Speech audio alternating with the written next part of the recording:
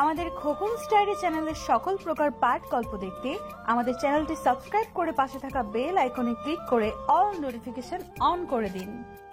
তাহেরা বেগম ভীষণ দুশ্চিন্তায় পড়ে গেলেন নবনীকে দেখে। নিতু এখনো জানে না তামিমের আগে বিয়ে হয়েছে, জানলে হয়তো বিয়ে করতে রাজি হতো না সে। এজন্য তাহেরা বেগম তাড়াহুড়া করে বিয়ে করিয়ে আনেন। এখন তার মনে হচ্ছে নিতু যে কোনো সময় জেনে যাবে সব। তাহেরা বেগম ভেবে পেলেন না কি করবেন তিনি এখন। নিতু অনেকক্ষণ ধরে অপেক্ষা করছে তামিমের জন্য, কিন্তু তামিম ড্রয়িং রুম থেকে যাচ্ছেই না এখনো। ঘড়িতে রাত 11টা বাজে। নিতু এবার আর অপেক্ষা করল না, উঠে এসে দেখে তামিম শূন্য দৃষ্টিতে তাকিয়ে আছে ছাদের দিকে।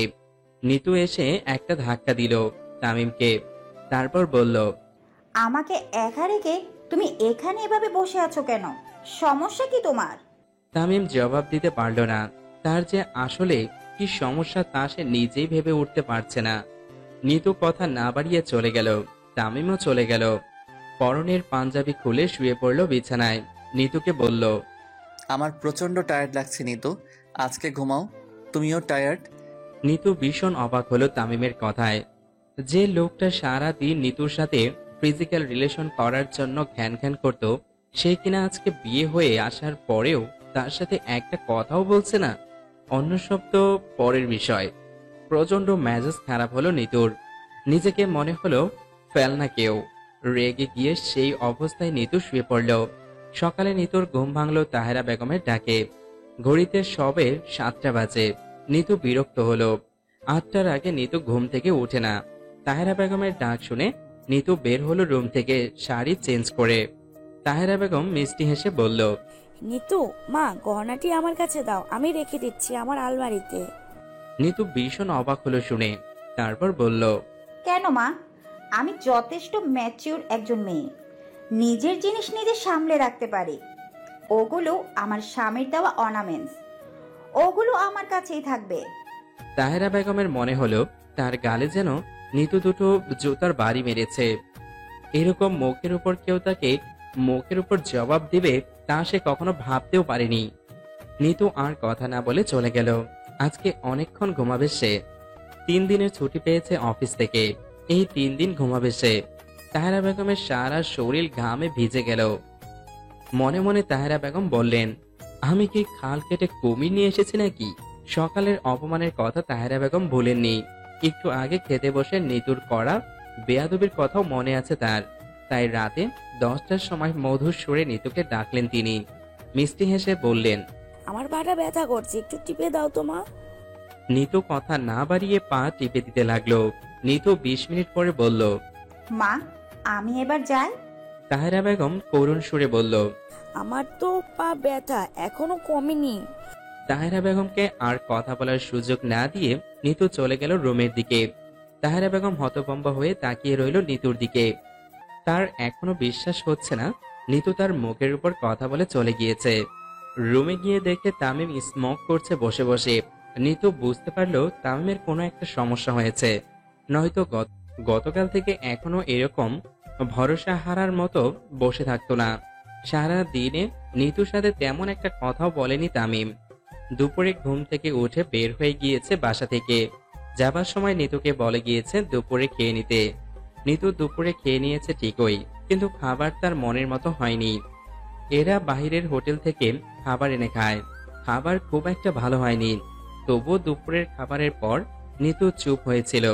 রাতেও নিতু দেখলো তামিম আসার সময় ভাত তরকারি নিয়ে এসেছে। ভাত আর হাঁসের মাংস নিয়ে এসেছে তামিম।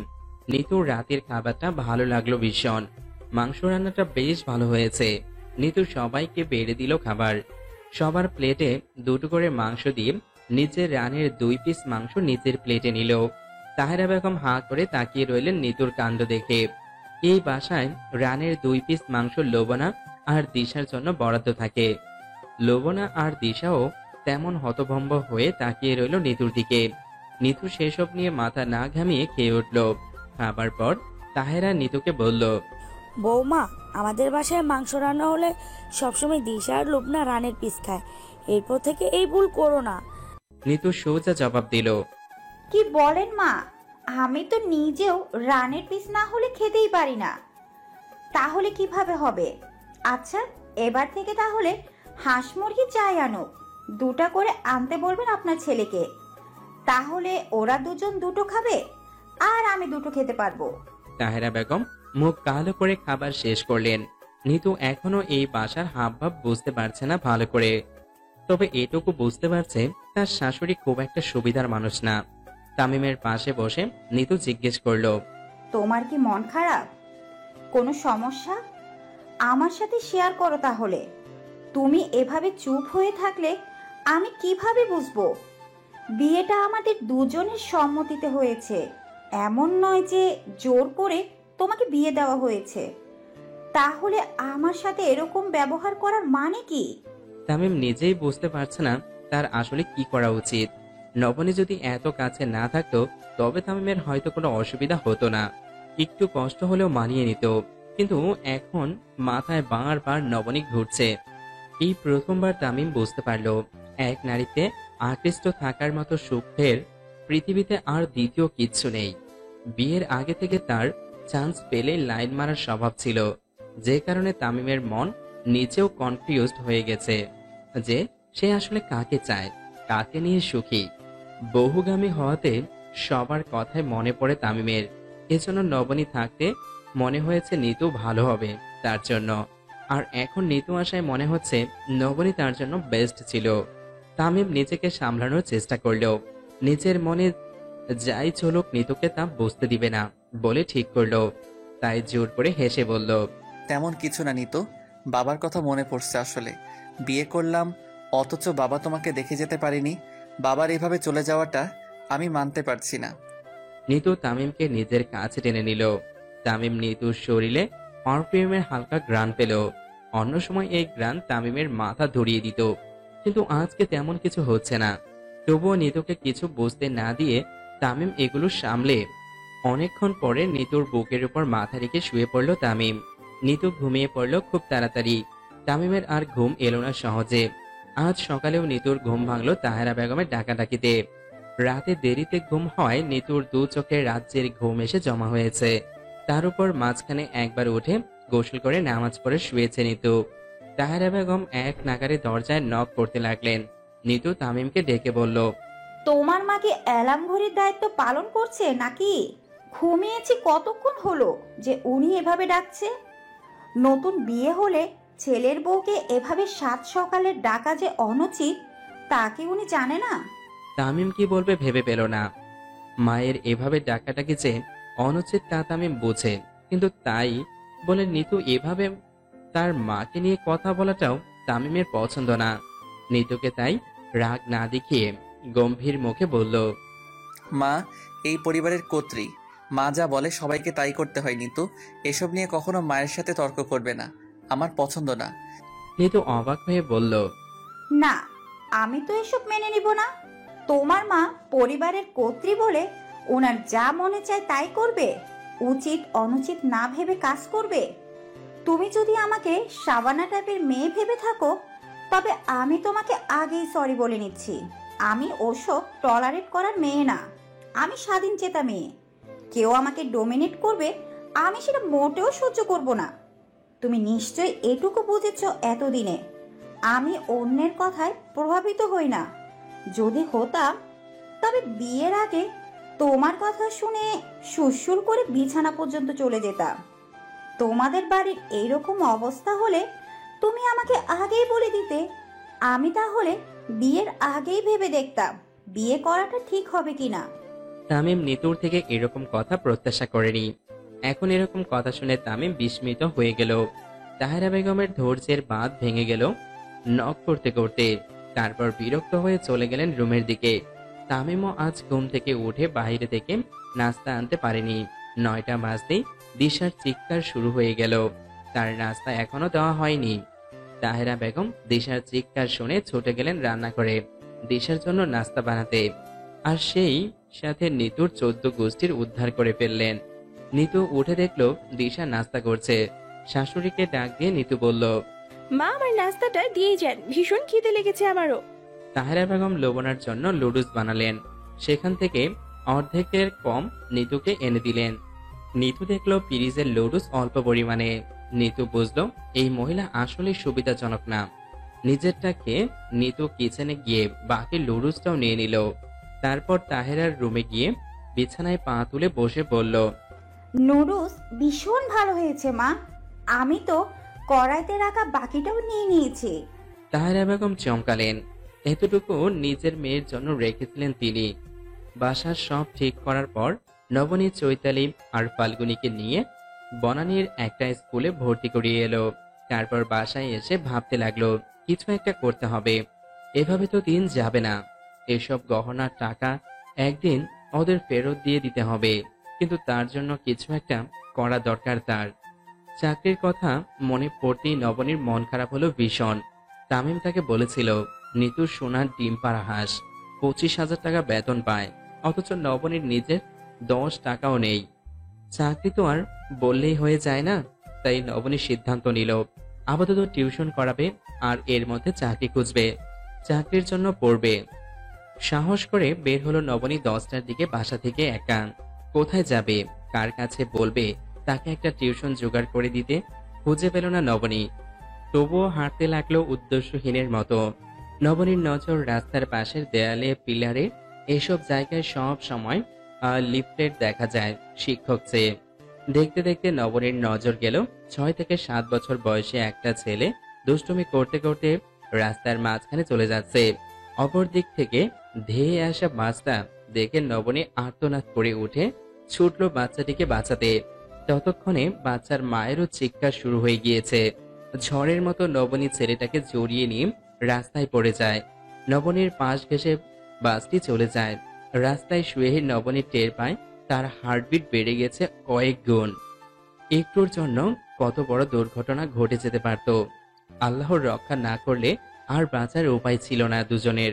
আশেপাশের লোকজন এসে নবনী আর বাচ্চাটাকে রাস্তা থেকে তুলল।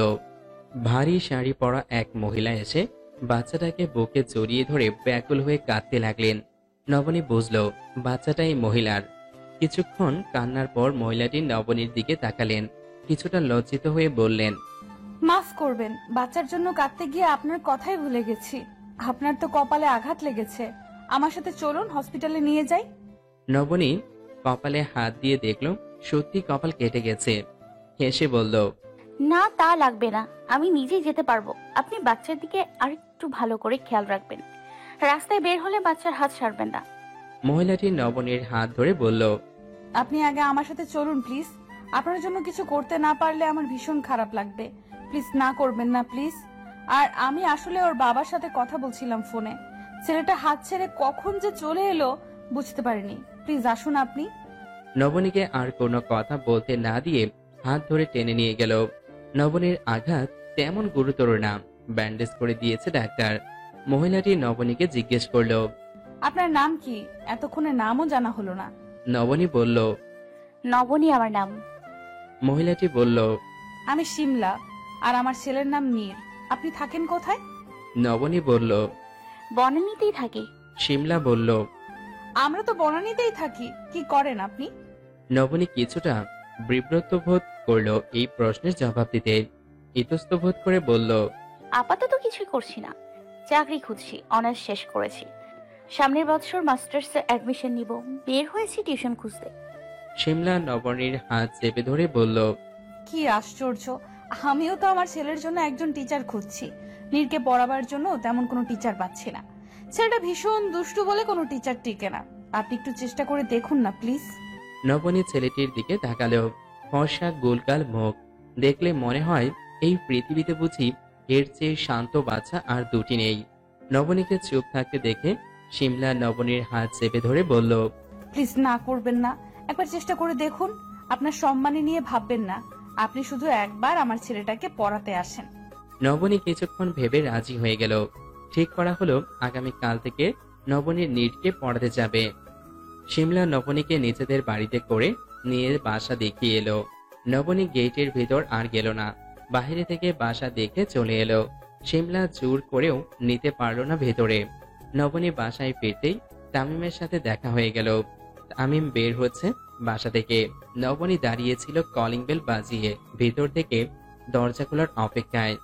তামিমের দিকে এক নজর তাকিয়ে চোখ ফিরিয়ে নিল। বুকের ভেতর কেমন একটা মোচড় দিয়ে উঠল। যেই মানুষটা এক সময় চির আপন ছিল, সেই কিনা আজ সবচেয়ে পর। তামিম নবনীর কপালে ব্যান্ডেজ দেখে দাঁড়িয়ে গেল। দ্বিধাবোধ ফিরে এলো আবারও। নবনীকে দেখলেই কেন এমন অশান্তি লাগে তার ভেবে পেল না। তামিম দুপুরের খাবারের জন্য যাচ্ছিল, কিন্তু নবনীকে দেখার পর পা আর সামনে যেতেই চাইল না। বাসায় ফিরে গেল আবার। তাহেরা বেগম জিজ্ঞেস করতেই বলল, শরীর খারাপ লাগছে, বাসায় রান্না করে নাও। তাহেরা নিতুকে ডাকলেন। নিতু চুলে বেনুনি করছিল রুমে বসে। ডাক শুনে বের হয়ে এলো। তাহেরা বেগম বলল, দুপুরের জন্য রান্নাটা বসাও তো মা। তামিম আজকে বাইরে থেকে খাবার আনতে যাচ্ছে না, বলছে তোমার হাতে রান্না খাবে। নিতু তামিমের দিকে তাকালো। তাকিয়েই বুঝতে পারলো এটা তাহেরার একটা চাল, তাকে দিয়ে কাজ করানোর। নিতু হাসি মুখে রান্না করতে গেল।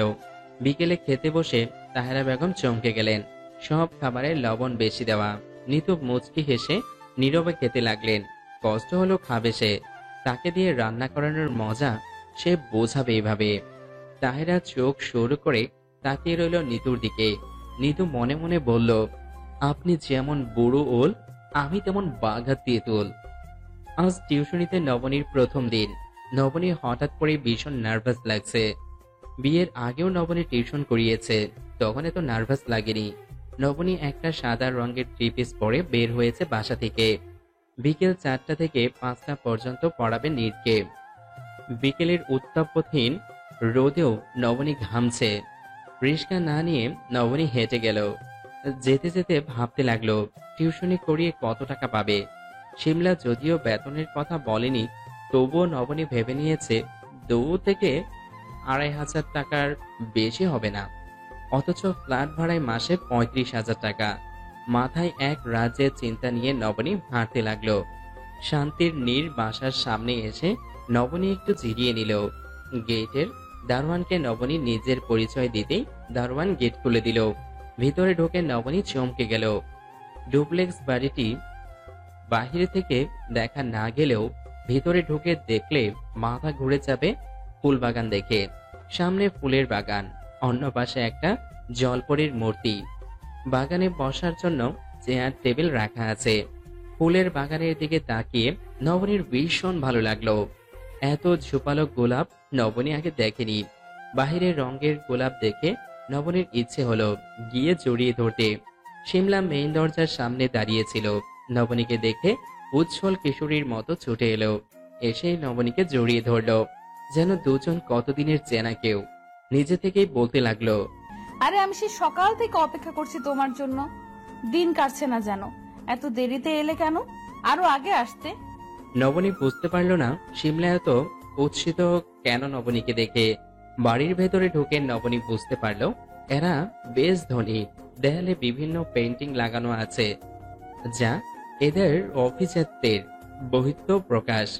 ধবধবে সাদা রঙের সোফা দেখে নবনীর মনে হলো ভীষণ আরামদায়ক এই সোফা। সিঁড়ি বেয়ে দোতলায় চলে এলো। নীর বসে আছে পড়ার টেবিলে। দেখে মনে হচ্ছে যেন ভীষণ সিরিয়াস লেখাপড়া নিয়ে। নবনী মুচকি হেসে চেয়ারে বসলো। শিমলা চলে গেল ভেতরের দিকে। নবনী বসে নীরকে বলল, বাবু, আজকে যদি তুমি সুন্দর করে সব পড়ো আমার সাথে, তবে পড়া শেষ হলে আমি তোমাকে একটা চকলেট দিব, রাজি? নীর এক মাথা ঝাঁকটা চুল নাড়িয়ে বলল, হ্যাঁ মিস রাজি, তবে শোনো, চকলেট কিন্তু চুপি চুপি দিও আমাকে।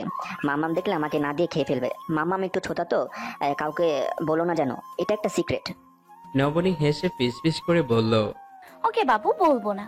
নীর আবারও ফিসফিস করে বলল, আমাকে বাবু বলবে না, বাবু তো মাম্মাম বাবাকে বলে। নবনীর ভীষণ হাসি পেল এই কথা শুনে। নবনী বলল, আচ্ছা আর বলবো না। এবার বলো তুমি কিসে পড়ো? নীর বলল, আমি তো পড়ি না মিস, আমি পড়াই আমার মিসদের। নবনী জিজ্ঞেস করলো, তাই নাকি? কিভাবে পড়াও তুমি?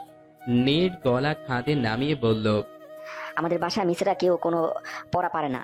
আমি বাসা থেকে যা পড়ে যাই তা গিয়ে মিসদের বলি। মিসেরা সব শুনে আমাকে জিজ্ঞাসা করে, নীর এটা বলো ওটা বলো, এটা বলো ওটা বলো। নবনী হাসি চেপে বলল, বুঝেছি তো, তুমি অনেক কিছু জানো। আসো এবার আমরা পড়ি। নীর সবে মাত্র ক্লাস 1-এ পড়ে। নবনী একটা খাতায় ইংরেজি বর্ণমালা লিখে বলল, এগুলো পড়ো তো। নীর বিরক্ত হয়ে বলল, মিস এগুলো তো আমি পড়বো না, আমি তো এগুলো সব জানি, এগুলো সব ছোট বাচ্চার পড়ে। আমি সব পড়ে কি করব? আমি তো বড় হয়ে গেছি, বিজ্ঞানী হব। আমাদের ছাদে অনেকগুলো কমলা গাছ আছে, আমি নিয়মিত বিকালে 1 ঘন্টা ছাদে গিয়ে বসে থাকি। মাথায় আপেল পড়লে নাকি বিজ্ঞানী হওয়া যায়। আমি কমলা গাছের তলায় বসে থাকি, আরো বড় বিজ্ঞানী হব। নবনী বলল, আচ্ছা পড়া শেষ করে তারপর গিয়ে বসো, আমি নিজে দিয়ে আসবো তোমাকে। নীর অসহায় চোখে তাকিয়ে রইল নবনীর দিকে। নবনী আবারও বলল। এবার বলো।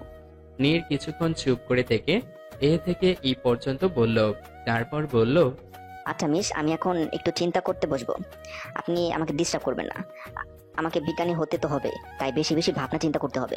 নবনী হতাশ হয়ে বলল। কি নিয়ে চিন্তা করছো? নীর বলল, মাম্মা আমাকে খালি পায়ে হাঁটতে দেয় না বলে। নীর খালি পায়ে থেকো না, কাটা গায়ে লেগে যাবে, সবখানে জীবাণু। আমি ভাবছি আমাদের বাগানে যে পাখি আসে ওরা কেন জুতা পায়ে দেয় না? ঠান্ডার সময় আমি মোজা দেই, নয়তো মাম্মাম রাগ করে। ওরা কেন মোজা দেয় না মিস? নবনী টেবিলের মাথা রেখে বলল। আমি জানি না বাবা। নীর বলল, আসো আমরা একসাথে ভাবি এসব নিয়ে। নবনী বলল, আগে পড়া শেষ করে তারপর ভাবো। এবার বলো, এটার নাম হচ্ছে এফ। নীর কিছুক্ষণ তাকিয়ে বলল, কেন মিস, এটার নাম এফ হবে কেন? কে রেখেছে এটার নাম এফ? আমি একে এফ বলবো না, আমার এই নামের পছন্দ না মিস। নবনী বলল। কি নামে বলবে? নীর বলল, তা তো এখন বলতে পারবো না, কমলা গাছের নিচে বসে ভাবতে হবে। এটা তো কোনো ভাবনার বিষয় মিস। নবনীর মনে হলো যুদ্ধ করাও এর চাইতে সহজ। সিমলা এলো নাস্তার ট্রে নিয়ে। অনেক রকম নাস্তার ট্রেতে চা, রসমালাই, লুডুস, চমচম, লুডুস। নবনী ভীষণ আনইজি ফিল করলো।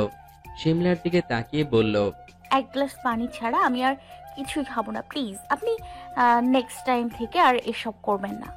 সিমলা মুখ বাঁকা করে বলল, তা বললে কি হবে নাকি? আমি তো প্রতিদিন এই সময় নাস্তা করি। প্রতিদিন তুমি আর আমি একসাথে নাস্তা করব এই সময়। আসলে কি জানো তো, এত বড় বাসায় সারাদিন একা থাকি, কারোর সাথে যে কথা বলবো সেই সুযোগও নেই। তুমি এলে ভীষণ ভালো লাগলো আমার। ছেলের পড়া না হলেও আমি তো একটু কথা বলার সুযোগ পাবো। মন খুলে কথা বলার মতো একজন মানুষের বড্ড অভাব আমার। নীরের বাবা তো সারাদিন ব্যস্ত থাকে তার কাজে, তাছাড়া আমাদের দিন যখন ওদের তখন রাত, তাই সব সময় কথাও বলা সম্ভব হয় না। আমার না দম বন্ধ লাগে। নবনী হাসলো মনে মনে। মানুষের কত অভাব, তার অভাবে টাকা পয়সার। আবার কেউ অঢেল টাকা পয়সার মধ্য থেকে মন খুলে কথা বলার মানুষের অভাবে ভুগছে। বিকেলে নিতু রেডি হয়ে বলল, মা, আমরা একটু আমার বাবার বাসা থেকে ঘুরে আসি। তাহেরা বেগম গম্ভীর হয়ে বলল, তার মনে এখনো রাগ জমে আছে সব। নিতু আর কিছু না বলে বের হলো তামিমকে নিয়ে। বাবার বাসায় গিয়ে মা বাবার সাথে দেখা করে নিতুরা সন্ধ্যায় বের হলো। তারপর কিছুক্ষণ এদিক ওদিক ঘোরাঘুরি করে একটা রেস্টুরেন্টে বসলো দুজন মিলে। নিতু দুজনের জন্য 2টো বার্গার আর ড্রিঙ্কস অর্ডার দিল। বাহিরে বের হওয়ার পর তামিমের মুড কিছুটা ভালো হয়েছে। রিস্কায় নিতুর হাত ধরে বসেছে তামিম। এতটুকুতেই নিতুর চোখে জল চলে এলো। অন্যদিকে ফিরে চোখ মুছে নিল নিতু। নিজেরা খাওয়ার ফাঁকে নিতু বাসার জন্য খাবার অর্ডার দিল। ফ্রাইড রাইসের 3টা সেট মেনু পছন্দ করে অর্ডার করে দিল। বাসায় যেতে যেতে রাত 9:30 বেজে গেল। নিতু নিজে গিয়ে খাবার গরম করে দিশা, লুবনা, তাহেরা বেগমকে ডাকলো খেতে আসার জন্য। মুখ কালো করে তাহেরা বেগম আসলেন খেতে। তারপর খাবার খেয়ে নাক ছিটকে বললেন, নিজেরা তো খেয়ে এসেছো, আরো ভালোভাবে ভালো খাবার আমাদের জন্য নিয়ে এসেছো, এসব সান্ত্বনা দেওয়ার জন্য নাকি? নিতু চরম অবাক হয়ে তামিমের দিকে তাকালো। তামিমের মাকে কিছু বলতে গিয়েও বলল না, কেননা এখন সে কথা বললে মা আরো রেগে যাবেন। তাহেরা বেগম ভেতরে ক্ষোভ পুষে রেখেছেন গত রাত থেকে। এখন সুযোগ পেয়ে তা প্রকাশ করে দিলেন। লবণার ভীষণ ইচ্ছে করলো খেতে বসতে, কিন্তু মায়ের অনুমতির জন্য এখনো বসতে পারছে না। তাহেরা বেগম রাগের সুরে বলল, এসব খাবার নিয়ে ডাস্টবিনে ফেলে দাও দিশা। দিশা খাবার ফেলার জন্য এগিয়ে যেতেই নিতু হাত ধরে থামিয়ে দিল। তারপর বলল, মাফ করবেন মা, আপনাদের রুচিতে যদি এসব খাবার খেতে ভালো লাগে না তো খাবেন না। এসব খাবার আমার টাকার কেনা। অফিসে আমার চেহারা দেখে স্যালারি দেয় না, কাজ দেখে দেয়। আমি কষ্ট করে উপার্জন করি, সেই উপার্জনের টাকায় কেনা খাবার আমি ফেলতে দিব না। এই বলে নিতু 1 প্লেট খাবার নিজের জন্য রুমে নিয়ে রেখে বাকি 2 প্লেট নিয়ে বের হয়ে গেল। 1 প্লেট নিয়ে লিফটম্যানকে দিল, আরেক প্লেট নিচে নেমে গিয়ে দারোয়ানকে দিয়ে এলো। বাসায় এসে কারোর সাথে কোনো কথা না বলে নিজের খাবার নিজে খেতে লাগলো। তাহেরা বেগম হতভম্ব হয়ে গেলেন নিতুর এই ব্যবহার দেখে। তামিমকে গিয়ে বললেন, এত বড় বেয়াদব এই বউ আমাকে একবার অনুরোধও করলো না। দেখলি তুই, চুপ করে থাকবি এরপরও তুই? নিতু বলল, আমি যদি অপরাধ করতাম তবে আপনার ছেলে কিছু বলতে পারতো। যদি বলার দরকার হয় তবে আপনাকে বলবে। আমি এই বাসায় আসার পর থেকে আপনি আমার সাথে এরকম করছেন, অযথা আমার সাথে লাগতে আসছেন। তাই আপনাকেও আমি বলে দিচ্ছি, আমি আবার চুপ করে অন্যায় সহ্য করতে পারি না। খাবার শেষ করে নিতুর রুমে চলে গেল। তামিম কি করবে ভেবে না পেয়ে নিতুর পিছনে পিছনে চলে গেল রুমে। এসব যুদ্ধ দেখতে দেখতে সে এবার ক্লান্ত, আর ভালো লাগছে না তার এসব। তামিম রুমে এসে নিতুকে বলল, নিতু, তুমি যেই কাজটি করেছো তা ভীষণ খারাপ হয়েছে। নতুন বিয়ে হয়েছে বলে আমি কিছু বললাম না কারো সামনে। ভবিষ্যতে এরকম কাজ করবে না। উনি আমার মা, ওনাকে অসম্মান করার অধিকার তোমার নেই। নিতু বলল, আমিও তোমার বউ, ওনার কি অধিকার আছে আমাকে অসম্মান করার? তামিম অবাক হয়ে বলল, মা, তোমাকে অসম্মান করেছে কখন? নিতু বলল, আমি এই বাসায় আসার পর থেকে দেখছি উনি লুবনাকে যেমন চোখে দেখেন দিশাকেও তেমন। সেটা আমার সমস্যা না। আমার বেলায় কেন উনি এভাবে ট্রিট করেন? তোমার সাথে আমার বিয়ে হয়েছে মাত্র 2 রাত গেল, উনি কিভাবে নবদম্পতির রুমে দরজা নক করতে শুরু করেন 7 সকালে? এটা কি আমাকে অপমান করা নয়? উনি আমাকে বলছেন ওনার পা টিপে দিতে, আমি দিয়েছি। কিন্তু 10 মিনিট পরে যখন আমি চলে আসতে নিয়েছি, উনি আমাকে বলছেন এখনো ওনার পা ব্যথা কমেনি, আরো টিপে দিতে। উনি কি এইটুকু বোঝে না নতুন অবস্থায় সবাই একে অপরকে একটু সময় বেশি দেয়? এইভাবে আমাকে আটকে রাখতে চাওয়া উচিত নয়। সকালে উনি দিশা আর লুবনার জন্য নাস্তা বানালেন, আমার জন্য তো কিছুই বানালেন না। কেন বলো? তামিমের কাছে এসবের কোনো জবাব নেই। জবাব থেকে কি হবে? তামিম কি করতে পারবে? মাকে কিছু সে বলতেও পারে না, অথচ মাও বুঝতে চাচ্ছে না এ নবনী নয়। সবাই নবনী হয় না যে পুতুলের মতো নাচাবে আর ইচ্ছে মতো নাচবে। তামিম গম্ভীর মুখে বলল, নিতু, আমি তর্ক করতে চাচ্ছি না। আমি চাচ্ছি তুমি যেন মায়ের সাথে ভালো ব্যবহার করো। মনে রেখো, মায়ের জন্যই তুমি এই বাসায় বউ হয়ে আসতে পেরেছো। নয়তো লুবনাকে বিয়ে না দিয়ে আমার পক্ষে বিয়ে করা সম্ভব ছিল না। নিতু ফিক করে হেসে বলল, হ্যাঁ, তা ঠিক বলেছ, তোমার পক্ষে সম্ভব ছিল না, কিন্তু তোমার ছোট ভাইয়ের পক্ষে ঠিকই সম্ভব ছিল বড় ভাইয়ের আগে বিয়ে করে নেওয়া। তামিমের ভীষণ রাগ হলো। নিতু এভাবে চ্যাটাং চ্যাটাং কথা তামিমের ভালো লাগছে না। তামিম একটু শান্তি চায়। নিজেকে আজকাল ভীষণ একা লাগে। জীবন নদীতে সে যেন গন্তব্যহীন এক নৌকার মাঝি, কোথায় যাবে কিছুই জানে না। যে যা বলে তাই করে, নিজের কোনো স্বাধীনতা নেই। তামিমের ভীষণ ইচ্ছে করে একটু সুখী হতে। সুখ কোথায় পাওয়া যায়? নিতু বিছানায় শুয়ে বলল, তামিম, আমি আগামীকাল অফিস থেকে বাসায় চলে যাব। আমি বুঝতে পারছি তুমি আমার সাথে মানিয়ে নিতে পারছো না। তুমি কোথাও যাবে না নিতু। যদিও যাও তবে মনে রেখো, আমি তোমাকে অনুমতি দেইনি। গেলে সেটা হবে তোমার ঔদ্ধত্য। তামিম রুম থেকে বের হয়ে গেল। এই বলে নিতু ভাবতে লাগলো, আসলে সমস্যাটা কার, তার নাকি এদের সবার? সে নিজেই কি শাশুড়িকে ভিলেন ভাবছে? নিতু সিদ্ধান্ত নিল এখন থেকে নিজেকে সামলে নেবে।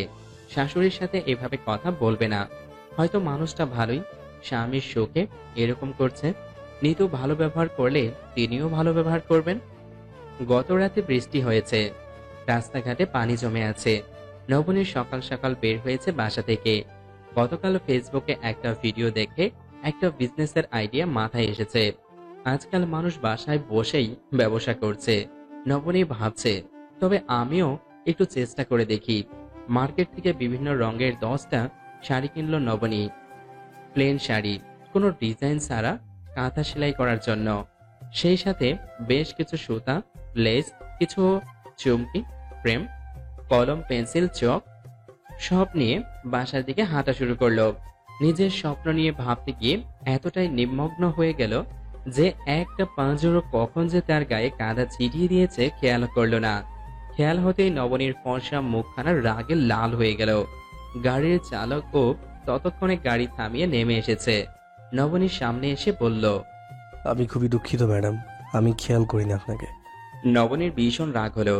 ভাগ্যিস প্লাস্টিকের ব্যাগের সব আলাদা করে প্যাকেট করায় ওসব নষ্ট হয়নি, নয়তো ব্যবসা শুরু করার আগেই লস খেতে হতো। গাড়ির চালক আবারও বলল, আপনি কোথায় যাবেন ম্যাডাম আমাকে বলুন, আমি আপনাকে পৌঁছে দিচ্ছি। এভাবে তো হেঁটে যেতে পারবেন না, লোকজন হাসবে। আবারও সরি, প্লিজ অপরাধ ক্ষমা করবেন। নবনী একটা কথাও না বলে চোখ বড় করে তাকালো। নবনীর কপালেও কাদার ছিটকা, গায়ের জামা কাদায় মাখামাখি। লোকটা পকেট থেকে টিস্যু বের করে নবনীর কপালের কাদা মুছে দিতে গেল। নবনী 2 পা পিছিয়ে গেল, সাথে সাথে বিরক্ত হয়ে হাঁটতে লাগলো বাসার উদ্দেশ্যে। মেজাজ খারাপ হয়ে গিয়েছে, ইচ্ছে করছিল বেশ কয়েকটা কথা শুনিয়ে দিতে, তবুও কিছু বলল না। রাবেয়া নবনীর গায়ে এত কাদা দেখে অবাক হলো। জিজ্ঞেস করার আগে নবনী বলল, আর বলো না মা, আসার সময় একটা গাড়ি কাদা ছিটিয়ে দিল। ভাগ্যিস যাওয়ার সময় এই কাজ হয়নি, নয়তো এত পথ হেঁটে গিয়ে আবারও বাসায় আসতে হতো। হাতে সব ব্যাগ রেখে আগে গোসল করে এলো। একটা হলুদ 3 পিস পরে বের হলো নবনী। রাবেয়া মুগ্ধ হয়ে মেয়ের দিকে তাকিয়ে রইল। মনে মনে বলল, মাশাল্লাহ, কার নজর না লাগুক। গোসলের পর নবনীর কোমর পর্যন্ত ঘন লম্বা চুলগুলো যেন কিছুটা মুক্তি পেল। নবনী সব সময় চুলে খোপা করে রাখে। রাবেয়ার মন খারাপ হয়ে গেল আবার হঠাৎ করেই। এত সুন্দর একটা মেয়েকে মানুষ কিভাবে এত কষ্ট দিল। এর মুখের দিকে তাকালেই তো বোঝা যায় কত মায়াবী এই মেয়েটা। নবনী রাবেয়াকে ডেকে বলল, মা, এই হচ্ছে আমার স্বপ্ন পূরণের প্রথম ধাপ। তুমি না ভীষণ সুন্দর করে কাঁথা সেলাই করতে পারো। আমি তো বাসায় থাকি সারাক্ষণ, আমরা মামি মিলে কাঁথা সেলাই করব। আজকাল এসবের ভীষণ চাহিদা মা, আমাদের অলস সময়ও কাটবে, হয়তো কিছুটা আর্থিক সাপোর্টও পাবো। হাশেম আলী ডাইনিং রুমের চেয়ারে বসে আছেন। তার ভীষণ লজ্জা লাগছে। মেয়েটা শুধু পরিবারের কথা ভেবেই যাচ্ছে, অথচ তিনি কিছুই করতে পারছেন না পরিবারের জন্য। নবনী তাকে কিছু করতে দিচ্ছে না। নবনীর এক কথা, আমাকে ভাবতে দাও এসব নিয়ে, তুমি বিশ্রাম নাও। সারা দিন গেল মা মেয়ের কাঁথার বেজ তৈরি করতে। ভেতরে রাবেয়ার একটা শাড়ি দিয়ে 2 পাশে 2টো খয়েরি রঙের শাড়ি দিয়ে বেজ তৈরি করলো। তারপর মনের মাধুরী মিশিয়ে নবনী একটা সহজ ডিজাইন আঁকলো পুরো কাঁথায়। রাবেয়া বেগম বসে বসে কাঁথার পাড় সেলাই করে নিলেন, সাদা লেস লাগিয়ে। এইসব করতে করতে নবনীর বিকেল হয়ে গেল। নবনীর মনে পড়লো টিউশনিতে যেতে হবে। টিউশনির কথা মনে পড়তেই নবনীর গলা শুকিয়ে গেল। কে জানে আজকে গেলে নীরের কি সব কথা শোনা লাগে। মনে মনে আল্লাহকে বলল, নবনী, রহম করো খোদা, অবুঝ শিশুর মনকে অবুঝ করে দাও। আজকেও শিমলা নবনীর জন্য দাঁড়িয়েছিল। নবনী ভিতরে যেতে যেতে শুনতে পেল ভেতরে ভীষণ ফুটোফুটি হচ্ছে। নবনী আতঙ্কিত হয়ে তাকালো। শিমলা হেসে বলল, না না, ভয় পেও না, নীরের মামা এসেছে, মামার সাথে বক্সিং খেলছে। নবনী বলল, আজকে পড়বে না? শিমলা হেসে বলল, কে জানে ভাই, তুমি দেখো পড়াতে পারো কিনা। নবনী ভিতরে ঢুকতে গিয়ে কিছুটা বিব্রত হলো। খালি গায়ে নীর আর নীরের মামা বক্সিং করছে। দরজার সামনে দাঁড়িয়ে নবনী দরজা নক করলো। নীর বলল, মিস এসেছেন আপনি? ভালো হয়েছে, তাড়াতাড়ি আসুন। মামা, আমার মিস এসেছে। মেঘ বুঝতে পারলো বাইরে অন্য কেউ, তাই তাড়াতাড়ি নিজের টি শার্ট গায়ে দিয়ে নিল। তারপর গলা খাকারি দিয়ে বের হলো। নবনী ভেতর থেকে আওয়াজ পেয়ে অন্যদিকে আড়াল হয়ে দাঁড়ালো। চেয়ারে বসতেই নীর বলল, মিস, আজকে তো আমি একা পড়বো না, আজকে আমি আর মেঘ একসাথে পড়বো। মেঘ না পড়লে আমিও পড়বো না। নবনী জিজ্ঞেস করলো, মেঘকে? নবনীর কথা শেষ না হতেই নীর চিৎকার করতে লাগলো, মেঘ মেঘ বলে। নীরের চিৎকার শুনে মেঘও ছুটে এলো। মেঘকে দেখে নবনী যেন শক পেল। মেঘ নবনীকে দেখে বলল, আরে ম্যাডাম, আপনি যে, আবারও দেখা হয়ে গেল। নবনী চোখ মুখ শক্ত করে তাকিয়ে রইল মেঘের দিকে। মেঘ আত্মসমর্পণের ভঙ্গি করে বলল, আমি তো আপনাকে শুরুতেই সরি বলেছি ম্যাডাম নবনীতা, আপনি তো আমাকে ক্ষমা করলেন না, একটা কথাও বললেন না, উল্টে চোখ রাঙিয়ে চলে গেলেন। আমি তো ভাবলাম আপনি হয়তো বোবা কালা, কথা বলতে বা শুনতে পান না। আমি ইচ্ছে করে আপনার গায়ে কাদা ছেটাইনি, বিশ্বাস করুন, সকালে ওটা একটা অ্যাক্সিডেন্ট মাত্র। নবনী ভীষণ বিরক্তি হলো, তবুও চুপ হয়ে বসে রইল। মেঘ বুঝতে পারল না মেয়েটার এভাবে স্ট্যাচুর মতো বসে থাকার মানে কি। মনে হচ্ছে যেন কোনো কথাই জানে না। অবাক হলো মেঘ। যেখানে মেঘের সাথে একটু কথা বলার জন্য মেয়েরা উতাল হয়ে যায়, একটু চান্স পেলে কথা বলতে আসে, সেখানে মেঘ সেদে সেদে কথা বলছে, তাও এই মেয়েটা কথা বলছে না। মেঘের ইগোতে লাগলো। মেঘ কিছু বলতে যাবে, তার আগে নবনী উঠে গেল। তারপর হনহনিয়ে বের হয়ে গেল রুম থেকে। শিমলা নবনীকে বের হতে দেখে এগিয়ে এলো। নবনী বলল, আপু, আজ মনে হয় নীর পড়বে না, আমি বরং আসি এখন। শিমলা কিছু বলার আগেই নীর এসে নবনীর হাত টেনে ধরলো, টানতে টানতে পড়ার টেবিলে নিয়ে গেল। নবনী গিয়ে দেখলো মেঘ নেই। নবনী কিছুটা স্বস্তি পেল।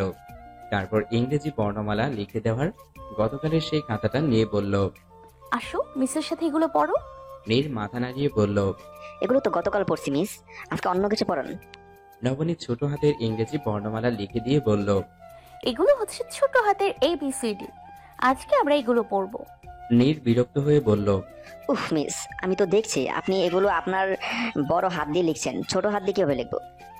নবনী একটা দীর্ঘ শ্বাস ফেলে বলল, বড় হাত ছোট হাত যেই হাত দিয়েই লিখি না কেন, এটার নাম ছোট হাতেরই হবে। নীর, দুষ্টুমি করো না।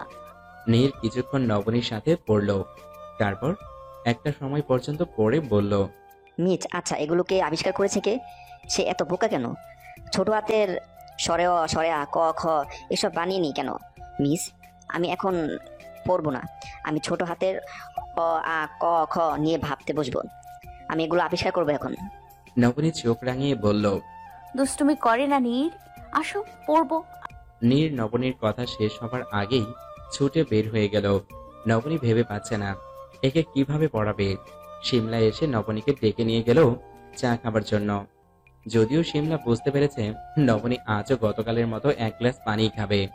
শিমলার কথা শুনবে বসে বসে। শিমলার সাথে কথা বলতে বলতে নবনী ডাইনিং রুমে গিয়ে বসলো। দেখলো মেঘ একটা সোফায় বসে চায়ে বিস্কিট ডুবিয়ে খাচ্ছে।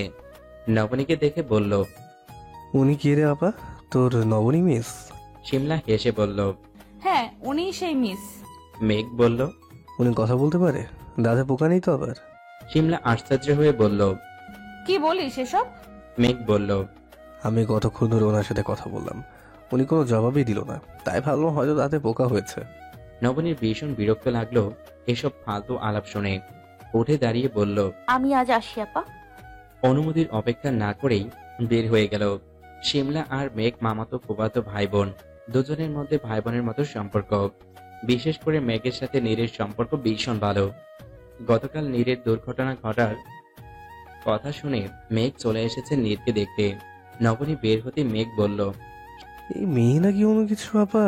এত হ্যান্ডসাম যুবক, তার সামনে এইভাবে ফ্লার্ট করার চেষ্টা করছে তার সাথে, অথচ কোনো পাত্তাই দিল না। দেখ তো, নবনীতার জন্য আমি পরনের টি শার্ট চেঞ্জ করে শার্ট পরে বসেছি, তাও তাকালো তো আমার দিকে। আমার এই শ্রমের মর্যাদা এই নবনীতা দিল না রে। শিমলা বলল, তুই এত পাত্তা পেতে চাচ্ছিস কেন? তোকে পাত্তা দেওয়ার মানুষের কি অভাব নাকি? মেঘ সোফায় শুয়ে পড়ে বলল, তুই বুঝবি না আপা, এটাই তো মজা, পাথরে ফুল ফোটাবার অন্য একরকম আনন্দ। শিমলা হেসে বলল। ডুবলি অবশেষে? মেঘ হেসে বলল, সে তো সকালেই তোর নবনীতা আমাকে ডুবিয়ে দিয়েছে রে আপা। তারপর সকালে ঘটে যাওয়া কাহিনী খুলে বলল। শুনে শিমলা বলল, বাবা রে বাবা, এ তো দেখছি সিনেমা। নায়কের গাড়ি থেকে নায়িকার গায়ে কাদা ছিটকে যাওয়া, তারপর ঝগড়া, তারপর প্রেম। মেঘ বলল, না রে আপা, তোর মিস তো কথাই বললো না আমার সাথে। জানিস, আমি না কিছুতেই গাড়ি থেকে নামতাম না। বৃষ্টির সময় এরকম হয় একটু আধটু, কিন্তু লুকিং গ্লাসে যখন দেখলাম আকাশি রঙের জামা গায়ে একখণ্ড আকাশ এসে দাঁড়িয়েছে রাস্তায়, আমার পৃথিবী থেমে গেল। আমি গাড়ি রেখে পিছু নিয়ে বাসা পর্যন্ত দেখে এসেছি আপা। শিমলা হাসলো শুনে, তারপর বলল, মেয়েটা ভীষণ ভালো মেঘ, ওর সাথে মজা নেওয়ার চেষ্টা করিস না। ওর কথা শুনে যতটা বুঝেছি, ফ্যামিলির অবস্থা খুব একটা সুবিধার নয়। মেয়েটা চাকরি খুঁজছে, বাসায় বাবা মা ভাই বোন আছে, ভাই বোন সবাই ওর ছোট, সব চাপ মেয়েটার মাথায়।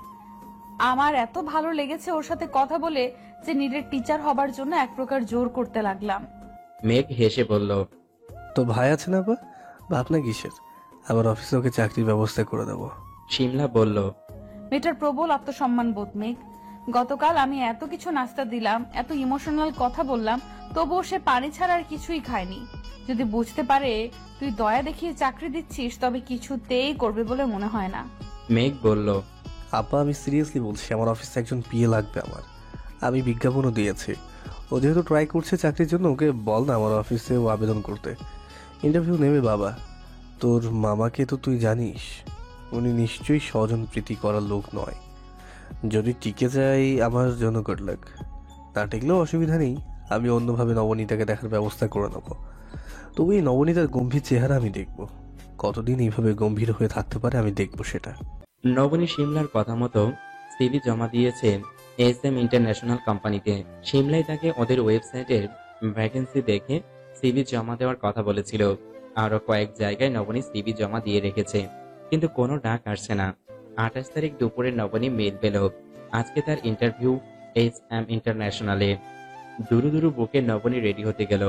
একটা আকাশি রঙের জামদানি শাড়ি পরে চুলায় কোপা করে নবনী পথে পা বাড়ালো।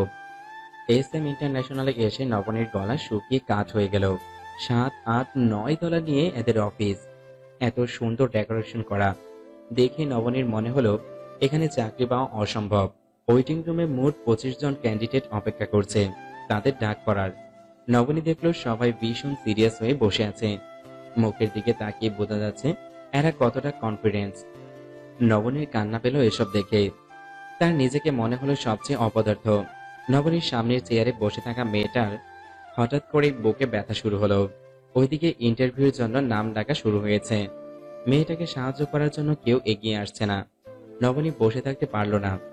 এত ট্যালেন্ট ক্যান্ডিডেটদের জন্য সে চাকরি পাবে না তা সে আগেই বুঝে গেছে। নবনী উঠে গিয়ে মেয়েটাকে ধরে রেস্টরুমে নিয়ে গেল। মেয়েটা হাঁপাতে হাঁপাতে বলল, আমার ব্যাগে ইনহেলার আছে আপু, তবে শেষ ওটা।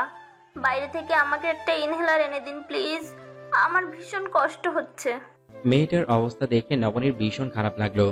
ছুটে বের হয়ে এলো অফিস থেকে। তারপর লিফটের জন্য গিয়ে দেখলো লিফট নিচে। নবনী আর দাঁড়ালো না, সিঁড়ি ভেঙে নিচে নামলো। বাহিরে কোনো ফার্মেসি নেই। নবনী 10 মিনিটের মতো হাঁটার পর একটা ফার্মেসি পেল।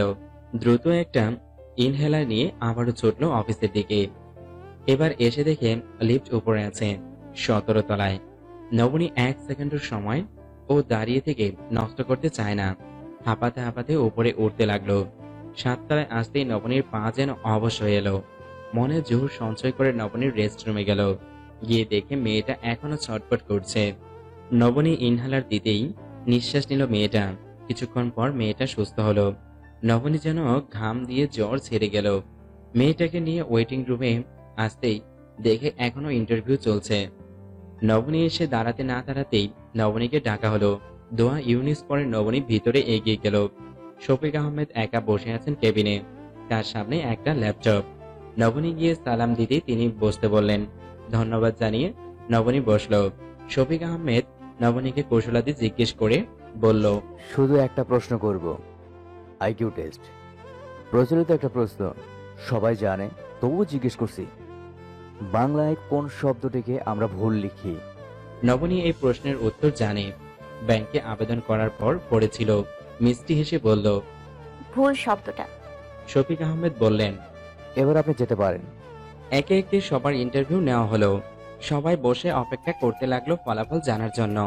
কিছুক্ষণ পরে কোম্পানির HR এসে জানালো নবনীকে কোম্পানি সিলেক্ট করেছে। নবনী অবাক হলো। একটা প্রশ্নের উত্তর দিয়ে সে কিভাবে সিলেক্ট হলো বুঝতেই পারছে না। বুঝতে পারলো একটু পরে, যখন প্রজেক্টরে একটা ভিডিও প্লে করা হলো। সেখানে নবনী দেখলো একটু আগে সে ওই মেয়েটাকে হেল্প করার জন্য যা যা করেছে সব কিছুর ভিডিও। শফিক আহমেদ এসে বললেন, এই মেয়েটি আমাদের অফিসে জব করে। এটা ছিল আপনাদের জন্য মেইন টাস্ক। শুধু কাজ জানলেই চলবে না, মানবিক গুণও থাকতে হবে। আমার কাছে মানবিক গুণের কদর একটু বেশি। আপনারা এতজন মানুষ বসেছিলেন, কেউ একবার তাকালেন না মেয়েটার দিকে, অথচ এই মেয়েটা অচেনা একটা মেয়ের জন্য এত কিছু করছে। আমার ছেলের পিএ হিসেবে আমি মানুষ চেয়েছি, আপনাদের মতো স্বার্থন্বেষী নয়। ধন্যবাদ সবাইকে। নবনীকে জয়নিং লেটার দেওয়া হলো। আগামী মাসের 1 তারিখে নবনীর জয়নিং। এক অবিশ্বাস্য আনন্দ নিয়ে নবনী বাসার দিকে পা বাড়ালো। নিতু সকালে ঘুম থেকে উঠল। নামাজের পর তাহেরা বেগমকে চা বানিয়ে দিয়ে আসলো। তাহেরা বেগম পেছন থেকে ডেকে বললেন, প্রতিদিন বাইরের খাবার ভালো লাগে না, আজ থেকে বাসায় রান্না করবে। ফ্রিজে গরুর মাংস আছে, দেখো। মাংস নামিয়ে রান্না বসাও। লুবনার জন্য ইলিশ ভাজা করবে আর পাতলা ডাল। নিতু জি আচ্ছা বলে চলে গেল। সেদিনের পর থেকে নিতু চেষ্টা করে সবকিছু মেনে নিতে। সে আসলে দেখতে চায় সমস্যাটা কার, তার নিজের নাকি এদের। সে নিজেই কি এদের সবাইকে ভিলেন ভাবছে, নাকি এরা সত্যি ভিলেন। কয়েকদিন ধরে এটা খুঁটিয়ে দেখতে গিয়ে নিতু দেখলো এরা কেউই তাকে পছন্দ করে না। সবার মনোভাব যেন নিতু এই বাসার কাজ করতে এসেছে। এছাড়া নিতুর সাথে তাদের সম্পর্কও নেই। মাংসের পুটলি বেসিনে ভিজিয়ে ভাতের পানি চাপিয়ে দিল চুলায়। অন্য চুলায় ডাল বসালো। ভাতের জন্য চাল ধুয়ে মাংসের জন্য মশলা রেডি করতে লাগলো। পেঁয়াজ কেটে ফ্রিজে গিয়ে চেক করলো আদা রসুন বাটা আছে কিনা। কোথাও আদা রসুন বাটা না পেয়ে নিজেই আদা রসুন কেটে নিল। তারপর তাহেরা বেগমকে গিয়ে জিজ্ঞেস করলো, মা, বাসায় ব্লেন্ডার আছে? তাহেরা বেগম মুখে প্লাস্টিকের হাসি ঝুলিয়ে বলল, আছে, কি করবে? নিতু বলল, আদা রসুন ব্লেন্ড করে নিব মাংসে দেওয়ার জন্য। তাহেরা আঁতকে উঠে বলল, না না, তা হবে না। আদা রসুন জিরা সব মশলা শিলপাটায় বেটে নেবে। ব্লেন্ডারে করা মশলায় তরকারি স্বাদ পাওয়া যায় না। আমারও সব পছন্দ নয়। নিতু চলে গেল। দিশার দরজার সামনে গিয়ে ডাকতে লাগলো দিশাকে। দিশা বিছানায় শুয়ে ফেসবুকে স্ক্রল করছে। নিতুর ডাক শুনে দিশা বিরক্ত হয়ে দরজা খুলল। ভ্রুকুচকে জিজ্ঞেস করলো, কি হয়েছে? নিতু চুলে খোপা করতে করতে বলল, রান্নাঘরে আসো, আমাকে মশলা বেটে দিতে হবে। রান্না শেষ করে আমাকে অফিসে যেতে হবে। দিশার মনে হলো তাকে কেউ সপ্তম আকাশ থেকে মাটিতে ফেলে দিয়েছে। অবাক হয়ে বলল, কি বললে তুমি? আমি মশলা বাটবো? আমার দিকে তাকাও তুমি। আমার স্কিন দেখেছো? গ্লাস স্কিন আমার। আমার হাত পা দেখো, পেডিকিউর ম্যানিকিউর করা। এসব বুয়ার কাজ করলে এসব ঠিক থাকবে আমার? আমার দিকে তাকিয়েও কি তুমি এতটুকু বুঝতে পারছো না? সবাই শ্বশুর বাড়িতে কাজ করতে আসে না, কেউ কেউ রাজত্ব করতে আসে। নিতু হতভম্ব হয়ে বলল, রূপের বড়াই দেখাচ্ছ তুমি আমাকে? তোমার মতো পার্লারে গিয়ে শুয়ে থাকি না বলে কি কোন দিক দিয়ে পচে গেছে আমার? নাকি তুমি মনে করো তুমি মিস ওয়ার্ল্ড? যারা মিস ওয়ার্ল্ড হয়েছে না, খোঁজ নিয়ে দেখো, তারাও নিজের কাজ নিজে করে। আর তাছাড়া আমি তোমার স্কিন কেয়ার রুটিন জানতে চাইনি। তোমার গ্লাস স্কিন ধুয়ে তুমি তোমার শাশুড়ি আর ননদকে নিয়ে পানি খাও। রান্নাঘরে কাজ বাকি আছে, আমার সাথে কাজ করতে আসো। দিশা অগ্নিশর্মা হয়ে তাহেরা বেগমকে ডাকতে লাগলো। তাহেরা বেগম দিশার ডাক শুনে ছুটে এলেন। দিশা শাশুড়িকে দেখেই বলতে লাগলো, আপনার বাসায় যদি আমাকে কাজ করে খেতে হয় তবে বলে দিবেন আমাকে, আমি আমার বাবার বাসায় চলে যাব। তাহেরা বেগম বললেন, তোমাকে কে কাজ করতে বলেছে? নিতু বলল, আমি বলেছি, আমাকে মশলা বেটে দিতে বলেছি ওকে। কেন, অপরাধ হয়েছে নাকি? তাহেরা বেগম কিছুটা তেতে উঠলেন। নিতুকে বললেন, সামান্য একটু মশলা বাটবে, তাও পারছো না? এই জন্য অন্য কারো হেল্প লাগে নাকি? দিশা এসব করেছে নাকি কখনো যে ও এসব করবে এখন? ও এসব পারে না। 9টার সময় দিশাকে 2টো ডিম সিদ্ধ করে দেবে, সাথে কাজু বাদাম আর ব্ল্যাক কফি দিবে। ভুলে যেও না এটা আজ আবার। নিতু অনেক কিছু বলতে গিয়েও নিজেকে কন্ট্রোল করলো। শাশুড়ির সাথে তর্ক করবে না। দাঁত দিয়ে ঠোঁট কামড়ে ধরে নিজের রুমের দিকে গেল। তামিম ঘুমেছিল। তামিমকে টেনে ঘুম থেকে তুলল। ঘুম ঘুম চোখে তামিম জিজ্ঞেস করলো, কি হয়েছে? নিতু কথা না বলে তামিমকে রান্নাঘরের দিকে টেনে নিয়ে গেল। তারপর হাতে মশলার বাটি ধরিয়ে দিয়ে বলল, আমাকে মশলা এসব বেটে দিবে এক্ষুনি। যদি তা না পারো তবে রান্না করো। এই যে ডাল চুলায়, ডাল রান্না করবে, মাছ ভাজবে। আমি মশলা বেটে দিচ্ছি, কোনটা করবে ভেবে বলো। তামিম রাগ হতে গিয়েও রাগলো না। নিতুর দিকে তাকিয়ে বুঝতে পারলো নিতু ভীষণ রেগে আছে। এখন তামিম উল্টোপাল্টা কিছু বললে হিতে বিপরীত হয়ে যাবে সব। নিতুর নাক কপাল ঘামছে, পিঠের ব্লাউজ ঘামে ভিজে গেছে। বিনুনি করা নিতুকে ভীষণ মায়াবী লাগছে। তামিম তাকিয়ে রইল নিতুর দিকে। কিছুক্ষণ তাকিয়ে থাকার পর তামিম বুঝতে পারল সে নিতুকে না, নিতুর মধ্যে নবনীকে খুঁজছে। নবনীকে দেখছে। ভালো করে তাকিয়ে দেখলো না, নিতুর মুখে কোনো ঘাম নেই, পরনে 3 পিস, চুলেও খোপা করা, বিনুনি নেই। তামিমের ভীষণ কষ্ট হলো। নবনী এই রূপ তো সে প্রতিদিনই দেখত, তবে কেন এরকম মুগ্ধ নয়নে তাকায়নি নবনীর দিকে?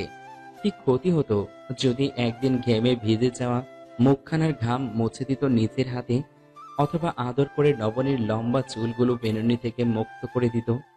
আজ কেন বুকের ভিতর এরকম হাহাকার করছে? নবনীর জন্য কেন বুকে এত কাঁপন অনুভব করছে? হাই নবনী, সে তো সোনার হরিণ, তাকে কি আর ফিরে পাবে সে? দেয়ালের ওপাশে থেকেও যে সে আজ ভীষণ পর। নিতু বলল, এরকম ধ্যান করতে হবে না আমার দিকে তাকিয়ে। মশলা বেটে দাও আমাকে, আজ খুব খারাপ হবে নয়তো।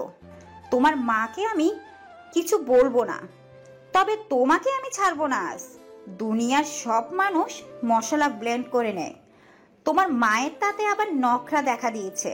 বেশ ভালো কথা, আমিও নিতু। এক চুট ছাড় দেওয়ার আমার রক্তে নেই। অন্যায় সহ্য করার মানুষ আমি নই। এই কয়েকদিনে বহুত সহ্য করেছিলাম।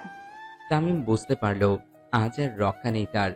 বাধ্য হয়ে নোরা তুলে নিল হাতে, তারপর আদা বাড়তে গেল। কিন্তু কিভাবে বাড়বে সে মশলা? এইগুলো পিষতে তো পারছে না। নোরার এক মাথা দিয়ে আঘাত করে করে থেতলে নিল আদা রসুন। নিতু দেখেও কিছু বলল না, যেভাবে পারুক করুক। একটু আদা আর রসুন থেতলেই তামিমের বুক ফরফর করতে লাগলো। তারপর জিরা বাটার পালা। তামিম যতই নোরার মাথা দিয়ে থেতলাতে চায়, পারে না।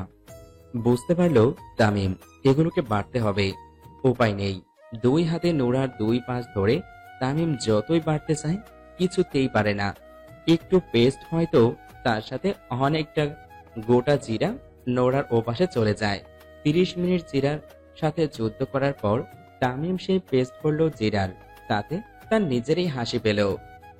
হাত দিয়ে ধরতেই বোঝা যায় এখানে সব জিরাই আস্ত রয়ে গেছে। একটু করে তামিম দেখতে পেল হাতের তালুতে ফোসকা পড়ে গিয়েছে, 2 হাত লাল হয়ে আছে। তামিমের মন খারাপ হয়ে গেল ভীষণ ভাবে। নবনীকে তো সব সময় দেখতো রান্না করে বসে বক্স ভর্তি করে মশলা বাড়তে। কখনো তো তামিম বুঝতে চায়নি নবনীর কষ্ট হচ্ছে কিনা। কোনোদিন তো একবার হাত দেখেনি নবনীর। মশলা বাড়তে যে এত কষ্ট তা তামিমের ধারণাই ছিল না। অথচ নবনী হাসি মুখে সব কাজ করে নিত। আজ বড় আফসোস হলো তামিমের। নবনী যদি একটু প্রতিবাদ করত তবে কি ক্ষতি হতো?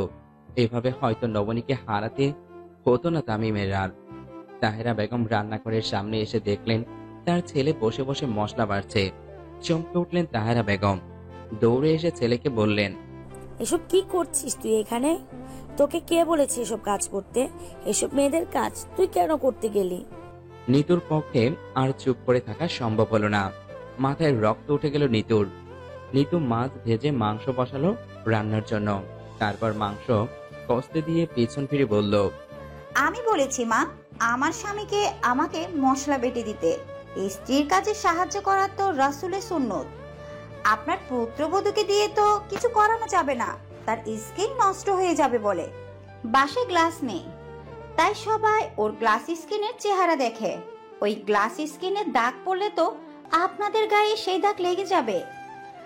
আপনার মেয়েও রাজকন্যা, আপনি তো মা রাজমাতা, আমি নিরহ রাঁধুনি।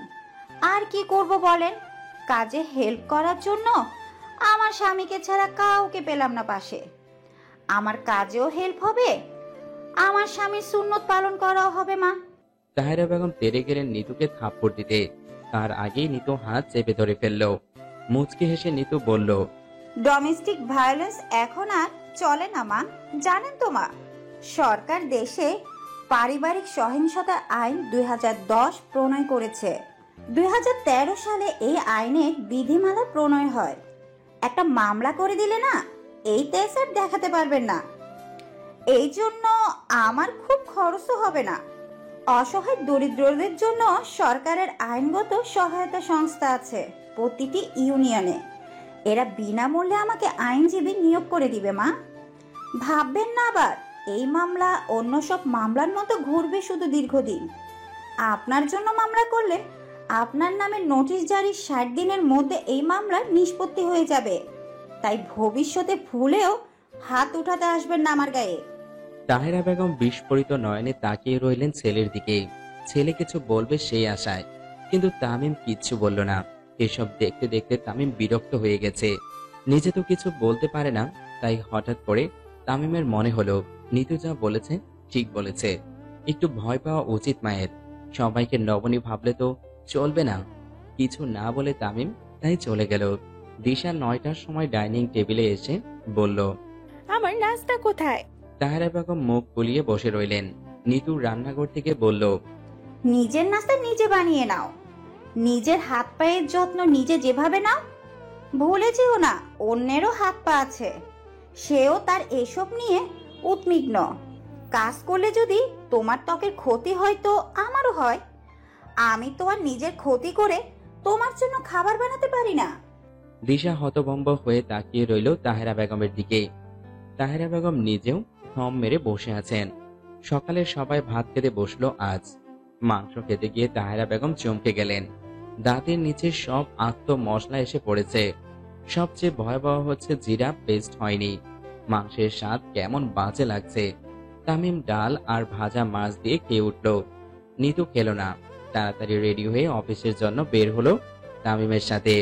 তাহেরা বেগমের রাগে পুরো শরীর জ্বলছে। কি করবেন কিছু মাথায় আসছেন না তার।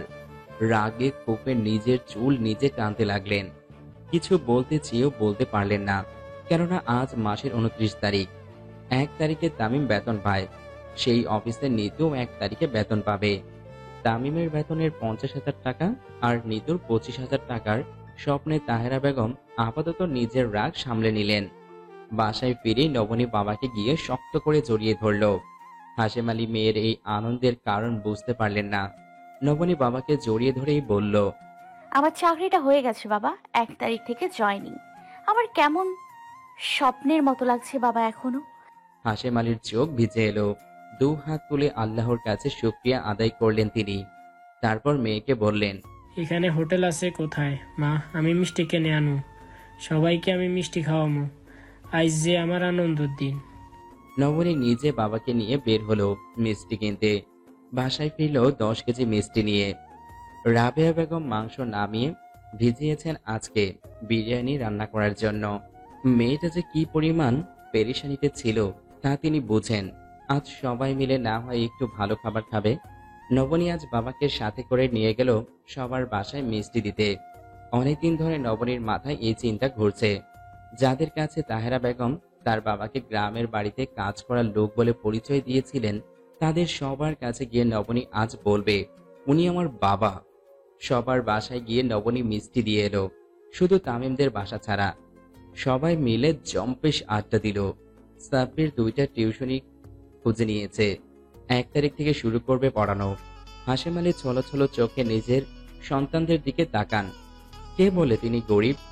যার একমাত্র সোনার টুকরো সন্তান আছে, সে কিভাবে গরিব হতে পারে? তিনি তো সবার চেয়ে ধনী। রাবেয়া বেগম বললেন, কাঁথাটা সেলাই করেন শেষ রে মা, আর একটা কাঁথার গাঁথনি করে দিস আমারে, আমি সেলাই করবো। এইখানে তো করার মতো তেমন কোনো কাম নাই, কাঁথাটা সেলাই করলে তাও নিজের সময় কাটে। নবনী অবাক হলো। এত তাড়াতাড়ি রাবেয়া বেগম কাঁথা সেলাই করে ফেলতে পারবে তা তার ধারণাই ছিল না। দুপুরে খাবার পর 3 বোন মিলে মায়ের সাথে বসে আরেকটা কাঁথার বেস তৈরি করে দিল। নবনী কাঁথায় ফুল এঁকে দিল। নবনীর মনের একটা সুপ্ত ইচ্ছে, এক সময় চাকরি বাদ দিয়ে ব্যবসায়ের মাধ্যমে নিজের আলাদা একটা পরিচয় গড়ে তোলার। তা যদি হয় দেশীয় পণ্য দিয়ে, তবে খারাপ কি? মেঘের যেন কিছুতেই দেরি সহ্য হচ্ছে না। আর চাকরি কার হলো তা জানার জন্য মেঘ কৌতূহলে মরে যাচ্ছে যেন। বাবাকে জিজ্ঞেস করতে তিনি বললেন, জয়েন করলেই দেখবে কে পেয়েছে চাকরিটা। এখন নাম বললে কি তুমি তাকে চিনবে? মেঘ মুখ ভেঙচি দিয়ে চলে গেল। শফিক আহমেদ হাসলেন। মেঘ গিয়ে কোম্পানির HR কে জিজ্ঞেস করলো কে হচ্ছে তার পিএ। HR বললেন, স্যার, নবনী নামের একজন মেঘের অবিশ্বাস্য লাগলো নবনীর নাম শুনে। আবারও জিজ্ঞেস করলো, তাই আবারও শুনলো নবনী। মেঘ আবারও জিজ্ঞেস করলো, আবারও নবনীর নাম শুনলো। আনন্দে মেঘ HR-কে জড়িয়ে ধরলো। তারপর সোজা সিমলাকে কল দিল। সিমলাকে জানাতেই সিমলা ভীষণ আনন্দিত হলো। মেঘ বলল, কাল চলে আসিস নীরকে নিয়ে, তোকে একটা স্পেশাল ট্রিট দেবো রে আপা। সিমলা বলল, হুম, এইভাবে আমি ট্রিট নিব না। যেদিন নবীনকে জয় করতে পারবি সেদিন আমি ট্রিট নিব। মেঘ আচ্ছা বলে ফোন রেখে দিল। এরপর বাবাকে কল দিল। শফিক আহমেদ অফিসেই ছিলেন। ছেলের কল পেয়ে অবাক হলেন কিছুটা। রিসিভ করতেই মেঘ বলল, হ্যালো, মেঘালয় স্পিকিং। জনাব শফিক আহমেদ, আপনার কাছে এই অধমের বিনীত আবেদন, অতি শীঘ্রই আমার জননীর সাথে আলাপ করে আমার বিয়ে ব্যবস্থা করা হোক। পাত্রী আমি পছন্দ করে রেখেছি। পাত্রী পছন্দ করা নিয়ে আপনাদের কোনো হয়রানির মুখোমুখি আমি করতে চাই না। তাই আপনাদের সুবিধার কথা চিন্তা করে নিজেই ঠিক করে রেখেছি পাত্রী। অতি শীঘ্রই আমি বিয়ে করে সংসারী হতে চাই। আপনার বাধ্যগত পুত্র, মেঘালয়। শফিক আহমেদ ছেলের কথা শুনে জোরে হেসে ফেললেন। তারপর পিয়নকে ডেকে বললেন, মিষ্টি নিয়ে এসে আমাকে একবারে গুনে গুনে 5টা মিষ্টি দেবে, আর অফিসের সবাইকে মিষ্টি খাওয়াবে। আজকে আমি কোনো নিয়ম মানবো না। পিয়ন টাকা নিয়ে চলে গেল। কিছুক্ষণ পর মিষ্টি এলো। সবার ডেস্কে মিষ্টি পাঠিয়ে দেওয়া হলো। শফিক আহমেদ নিজের বাড়িতে কল দিলেন। খুশ মেজাজে স্ত্রীর সাথে আজ কথা বলা শুরু করলেন। শফিক সাহেবের স্ত্রী মাসুমা নখে নেল পালিশ দিচ্ছেন। কাজের মেয়ে রুমা তার কানে ফোন ধরে রাখলো। মাসুমা স্বামীকে ঝাড়ি মেরে বলল, কল দেওয়ার আর সময় পেলে না? নখে একটু নেল পালিশ দিচ্ছি, তার মধ্যে কল দিয়ে বিরক্ত করছো? বলি, তোমার কি আর কোনো কাজ নেই সময় অসময়ে বাসায় কল দিয়ে রংঢং করা ছাড়া? শফিক আহমেদ ভাব নিয়ে বলল, দূর ফাউল মহিলা, শোনো তুমি। তোমার সাথে মধুর মধুর সুরে কথা বলার জন্য আমি কল দেইনি। এবার থেকে তোমার সাথে কথা বলবো করলা রস মুখে নিয়ে। সব কথা তিতা বের হবে। মাসুমা বেগম ধমকে বললেন, দূর হাদারাম, করলা আমার প্রিয় সবজি, বরং তোমার অপ্রিয়। ওটা তুমি পারবে না। একটা কথা যদি ঠিক মতো বলতে পারতে।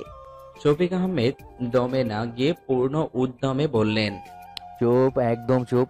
আমি তিতা খাওয়ার অভ্যাস করব। দরকার হলে নিমের রস মুখে দিয়ে তোমার সাথে কথা বলবো, যাতে আমার কথা এত বেশি তিতা হয় যে তুমি চিনির বস্তায় লুকিয়ে রক্ষা পাবে না। আর আসল কথা শোনো, আমার পরিবারের নতুন সদস্য আসছে। অল্প কিছুদিনের মধ্যেই আমি দাদা হয়ে যাব। তখন তুমি মাসুমা গেট আউট হয়ে যাবে। মেঘ অলরেডি পাত্রী পছন্দ করে ফেলেছে। আমাকে বলেছে পাত্রী সব ডিটেলস। তবে আমাকে কড়াকড়ি ভাবে নিষেধ করেছে কোনোভাবে যাতে তোমার কাছে সব সিক্রেট ফাঁস না করি। তোমার ছেলে তো, বুঝলে না, আমার কাছে সব শেয়ার করে। তাই মাসুমা বেগম কল কেটে দিলেন। তারপর নেল পালিশ ফেলে দিয়ে ছেলেকে কল দিলেন। নাকের জল চোখের জল মিশিয়ে বললেন, আমি তো এখন কেউ না। মাকে এখন আর ভালো লাগে না। বাবাই এখন সব। বিয়ে পর্যন্ত চলে গেলি, বাপ বেটা পাত্রী দেখে ফেললি, অথচ আমি জানলামও না। এদেশের সরকার রোহাঙ্গিদেরও আরো বেশি দাম দেয়। তোরা বাপ ছেলে মেয়ে আমাকে সেই দামও দিস না। আমি আজই রোহিঙ্গা ক্যাম্পে চলে যাব। আমার শেষ ঠিকানা তো ওদের সাথেই। আমি বুঝে গেছি। মেয়ে কিছুই বুঝতে পারল না মায়ের এসব হাবিজাবি কথার মানে। মায়ের কথা শেষ হতেই জিজ্ঞেস করলো, কি বলছো এসব মা? আমার মাথায় ঢুকছে না কিছু। মাসুমা বেগম নাক পরিষ্কার করে বললেন, এখন তো কিছুই বুঝবি না, বুঝতে হবে না। আমি আজই যাচ্ছি রোহিঙ্গা ক্যাম্পে। শুনে রাখ আমার এক কথা, তোর বাপে তোকে নিয়ে কোথায় গিয়ে নাকি পাত্রী দেখে আসছে। আজকে আমিও তোর জন্য পাত্রী দেখতে যাব। আমাকে যদি বাসায় দেখতে চাস তবে আমার পছন্দের মেয়েকে বিয়ে করতে হবে। তোর বাপের কাছে আমি কিছুতেই হাঁটতে পারবো না, না হলে আমি সত্যি রোহিঙ্গাদের সাথে গিয়ে থাকবো। মেঘকে কিছু বলার সুযোগ না দিয়ে কল কেটে দিলেন। তারপর কল দিলেন সিমলাকে। সিমলা কল ধরতেই শুনতে পেল মামি কাঁদছে। সিমলা হাসি চেপে বলল, হ্যাঁ মামি বলেন, মামা কি করেছে? মাসুমা গাড়িতে বসতে বসতে বললেন, আমি বাসা ছেড়ে চলে যাচ্ছি রে মা, তোর বাসায় আসছি। সোজা তো রোহিঙ্গা ক্যাম্পে চলে যাওয়া সম্ভব নয়। আগে এসে তোর সাথে বিষয়টা আলোচনা করব। তুই বলবি আমার ভুল কোথায়। তোর মামা, মেঘ, মেঘলা কাউকে আমার আর দরকার নেই। এরা কেউ আমার আপন না রে মা। তোর মামা নাকি মেঘের বিয়ের তারিখ ফিক্সড করে ফেলেছে আমাকে না জানিয়ে। আমি কি ঘরে থাকা সোফা আছে আমার সাথে একবার আলোচনা করতে পারলো না? তুই বল মা, তোর বিবেচনা কি বলে? সিমলা হাসি চেপে বলল। মামার দোষ সব। মাসুমা বেগম ফিসফিস করে বললেন, আমি সব বুঝতে পেরেছি, বুঝলি? তোর মামা আসলে তার সেই প্রাক্তন প্রেমিকার খপ্পরে পড়েছে। চিনেছিস তো কোন মেয়ে? আরে ওই মেয়ে যার বিয়ে হয়ে যাওয়ায় তোর মামা সারা রাত ভাঙা রেডিও বুকে ঝুলিয়ে বাগানে বসে গান শুনেছে, মশাদের গান শিখিয়েছে। এজন্য এখন আর আমার সাথে কথা বলতে চায় না। আমাকে কি বলেছে জানিস তুই? শুনলে তুই স্ট্রোক করবি। এই জন্য এখন ফোনে বলবো না, তোর বাসায় এসে বলবো। নয়তো আবার স্ট্রোক করে পড়ে থাকলে খালি বাসায় কে তোকে ডাক্তারের কাছে নিবে? সিমলা হাসতে হাসতে সোফায় গড়াগড়ি খেল।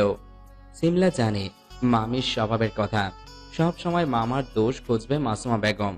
তার সব কথার শেষ কথা হয় শফিক আহমেদের প্রাক্তন প্রেমিকা। মামা যদি তিল বলেন, মামি সেটাকে তাল নয় তরমুজ বানিয়ে ফেলেন। শফিক আহমেদের 2 ছেলে মেয়ে, মেঘ আর মেঘলা, আবার বাবার সাপোর্টার।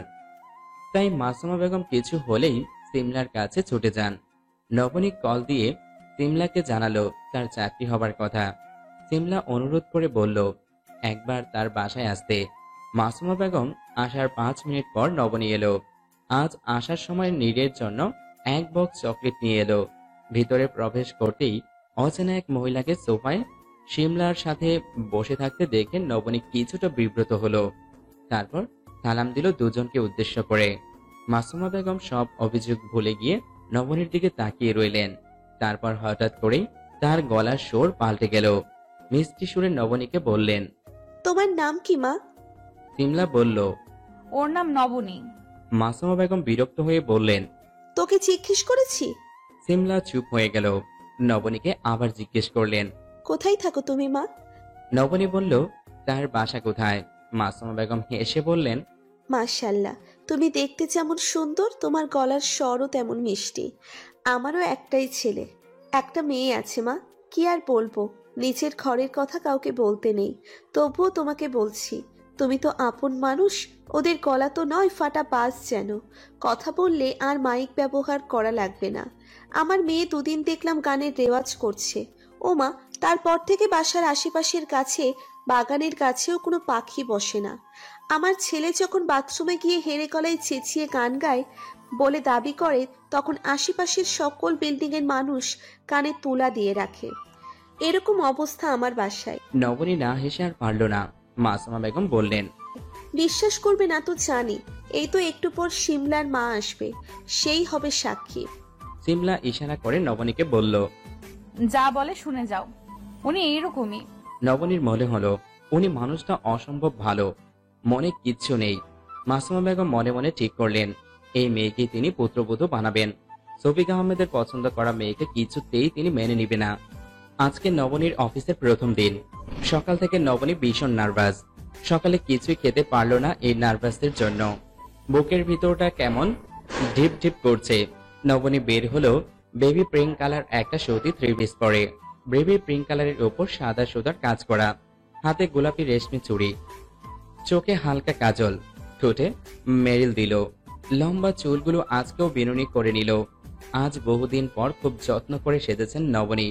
সাজলে মন খারাপ, নার্ভাসনেস কিছুটা কমে নবনীর, কনফিডেন্স বাড়ে কিছুটা। হামিদুর রহমানের দেওয়া ব্যাগটি নিয়ে বাবা মা দুজনকে সালাম করে নবনী বের হলো অফিসের জন্য। সারা পথ নবনীর শরীর ঠক ঠক করে কেঁপেছে। নবনী মনে মনে দোয়া ইউনুস পড়তে লাগলো। অফিসের সামনে আসতেই নবনীর যেন প্রেশার লো হয়ে গেল, মাথা ঘুরতে লাগলো। আকাশ আজ ঝকঝকে নীল, রৌদ্রময় একটা দিন। রোদের তেজ নেই বললেই চলে, কেমন আরামদায়ক রোদ। নবনীর ইচ্ছে করছে এখানে দাঁড়িয়ে থাকতে। ভিতরে গেলে কি হবে সেটা ভেবেই নবনী অস্থির হয়ে যাচ্ছে। কিভাবে কাজ করবে, কে তার বস হবে, এইসব কিছুই তো জানে না সে। যদি কাজ করতে না পারে তখন কি হবে? সবার সামনে কি তাকে বকা দেওয়া হবে? এসব আজে বাজে কথা ভাবতে ভাবতে নবনী ঘামতে লাগলো। কিছুক্ষণ দাঁড়িয়ে থাকার পর বুঝতে পারলো না, গিয়ে উপায় নেই, যেতে তো হবেই তাকে। সুতরাং যা হবার হবে। নিজেকে এসব বুঝিয়ে নবনী ভিতরে গেল। রিসিপশনিস্ট মেয়েটা নবনীকে দেখেই এগিয়ে এলো। দুজনে হাই হ্যালো করে নবনীকে তার ডেস্ক দেখিয়ে দিল। নবনীর ডেস্কের সামনেই বসের কেবিন। 7-8 তলা মিলিয়ে পুরো অফিসে প্রায় 45 থেকে 50 জনের মতো লোক কাজ করে। 9 তলায় হচ্ছে হলরুম এবং ক্যান্টিন। নবনীকে রিসিপশনের মেয়েটা, যার নাম লিজা, সে সব দেখিয়ে দিল। নবনীর সবচেয়ে বেশি ভালো লাগলো মেয়েদের জন্য রাখা রেস্ট রুম। ওখানে কয়েকটা সিঙ্গেল বেড রাখা আছে। সবচেয়ে যেটা নবনীকে বেশি মুগ্ধ করেছে তা হলো এক পাশে একটা জার্কের ওপর কয়েকটা ব্র্যান্ডের স্যানিটারি ন্যাপকিন, 4টা হট ওয়াটার ব্যাগ রাখা আছে। নবনী বুঝতে পারল এরা যথেষ্ট মানবিক, নয়তো অফিসের স্টাফদের এসব প্রয়োজনীয় জিনিস রাখতো না। নবনী লিজাকে বলল, এই পদক্ষেপটা কিন্তু সত্যি ভালো ছিল। লিজা মুচকি হেসে বলল, যিনি এই পদক্ষেপ নিয়েছেন তিনিও কিন্তু যথেষ্ট দারুণ ম্যাডাম। আপনাকে যে কতজন ঈর্ষা করবে আজ থেকে বুঝতে পারবেন। অফিসের প্রায় সব মেয়েই এই কদিন ধরে দোয়া করেছে স্যারের বিয়ে যেন কোনো ছেলে হয়, এমনকি আমিও চেয়েছি। একটু বলেই লিজা পিট করে হেসে দিল। নবনী অবাক হলো, এরা কি সুন্দর করে অবলীলায় এসব কি বলে যাচ্ছে। কাউকে ভালো লাগলে তাও বলে দিচ্ছে, অথচ নবনী ওদের কথা ভেবে তার নিজেরই বুক কেঁপে উঠছে ভয়ে। এত সাহস তার কখনো হবে না। নবনী তার ডেস্কে গিয়ে বসতেই দেখলো সেই লোকটা এগিয়ে আসছে ভিতরের দিকে, যার সাথে নবনীর রাস্তায় দেখা হয়েছিল, যে নবনীর গায়ে রাস্তার কাদা ছিটিয়ে দিয়েছিল গাড়ি দিয়ে। সিমলার বাসায় যে নবনীর সাথে গায়ে পড়ে আলাপ করতে এসেছে। বিদ্যুতের গতিতে নবনীর ডেস্কের নিচে ঢুকে গেল। নবনী ভেবেছিল লোকটা হয়তো এখানে কোনো কাজে এসেছে, তাই যাতে দেখা না হয়ে যায় তার জন্য লুকাতে গেল। নবনীকে অবাক করে দিয়ে মেঘ ডেস্কের পিছনে এসে নবনীর পাশের সিটে বসে ফিসফিস করে বলল, আমি মেঘালয় আহমেদ মেঘ ম্যাডাম। আজ থেকে আমি আপনার স্যার, আর আপনি তো আমার আগে থেকেই ম্যাডাম। নবনী ভ্রু কুচকে তাকালো। মেঘ হেসে বলল, নীরের ম্যাডাম তো আমারও ম্যাডাম, তাই না? নবনীর ভীষণ রাগ হলো। এই লোক এরকম একটা উচ্চ পর্যায়ে থেকেও পাড়ার ছেলেদের মতো করে কেমন ফ্লার্টিং করছে, অথচ অফিসের সব মেয়ে নাকি এর উপর ক্রাশ খেয়ে চিত হয়ে পড়ে আছে। মনে মনে নবনী মেয়েদের রুচিতে অন্তত বাজেভাবে কয়েকটা বকা দিল। অতি ভদ্র বলে কোনো গালি দিতে পারল না, তবে একটু বুঝে গেল নবনী এই লোকের আন্ডারে বেশি দিন কাজ করবে না। এরকম গায়ে পড়া স্বভাবের মানুষ নবনীর একদমই অপছন্দ। এরা সবার সাথে এরকম বিহেভ করে, চান্স পেলেই এভাবে কথা বলে। খুব শীঘ্রই অন্যত্র সিভি জমা দিবে। নবনী ভাবতেও পারেনি তার এই সিদ্ধান্ত কিছুক্ষণ পরেই চেঞ্জ করে ফেলবে। মেঘ মুগ্ধ হয়ে তাকিয়ে রইল নবনীর দিকে। বুকের ভেতর থেকে একটা চাপা ব্যথা যেন দেহের প্রতিটা শিরায় শিরায় ছড়িয়ে গেল। মেঘের মনে হলো এটাই যেন বাজিল বুকের সুখের মতো ব্যথা। মেঘ জিজ্ঞেস করলো, কেমন আছেন? এখনো কি রেগে আছেন? নবনী কোনো কথার জবাব না দিয়ে নিচের দিকে তাকিয়ে রইল। নবনীর থেকে কোনো জবাব না পেয়ে নবনীকে কিছু ডাটা এন্ট্রি করতে দিয়ে মেঘ চলে গেল নিজের কেবিনে। নবনীর মনে হলো এই কেবিনটার সামনে তার ডেস্ক না হলে ভালো হতো, কেননা কাচের দেয়ালের অপাশে স্পষ্ট মেঘকে দেখা যাচ্ছে। মেঘও তাকে দেখছে, অন্য কোনো পাশ থেকে আর দেখা যায় না। কেবিনের ভেতরের দিক শুধু নবনীর জায়গা থেকে দেখা যায়। নবনী কাজের মধ্যে ডুবেছিল, কিন্তু হঠাৎ করেই তার সারা শরীরে যেন শক লাগলো। সেই চেনা কণ্ঠস্বর শুনে নবনী চমকে তাকালো। তামিম দাঁড়িয়ে আছে হাতে কতগুলো ফাইল নিয়ে। নরম সুরে নবনীকে এক্সকিউজ মি বলে ডাকছে তামিম। নবনীকে দেখতে পাবে এভাবে তার তামিমের ভাবনাতেও ছিল না। নবনী মাথা তুলে তাকাতেই তামিমের হাত থেকে সবগুলো ফাইল নিচে ছিটকে পড়ল। বিস্ফোরিত দৃষ্টিতে তামিম তাকিয়ে রইল নবনীর দিকে। নবনীর ফর্সা মুখখানা ফ্যাকাশে হয়ে গেল তামিমকে দেখে। কেউ কোনো কথা বলতে পারছে না। কেবিনের ভেতর থেকে এক জোড়া শিকারী চোখ সমস্ত ঘটনা নজরবন্দি করছে, কেউই তা টের পেল না।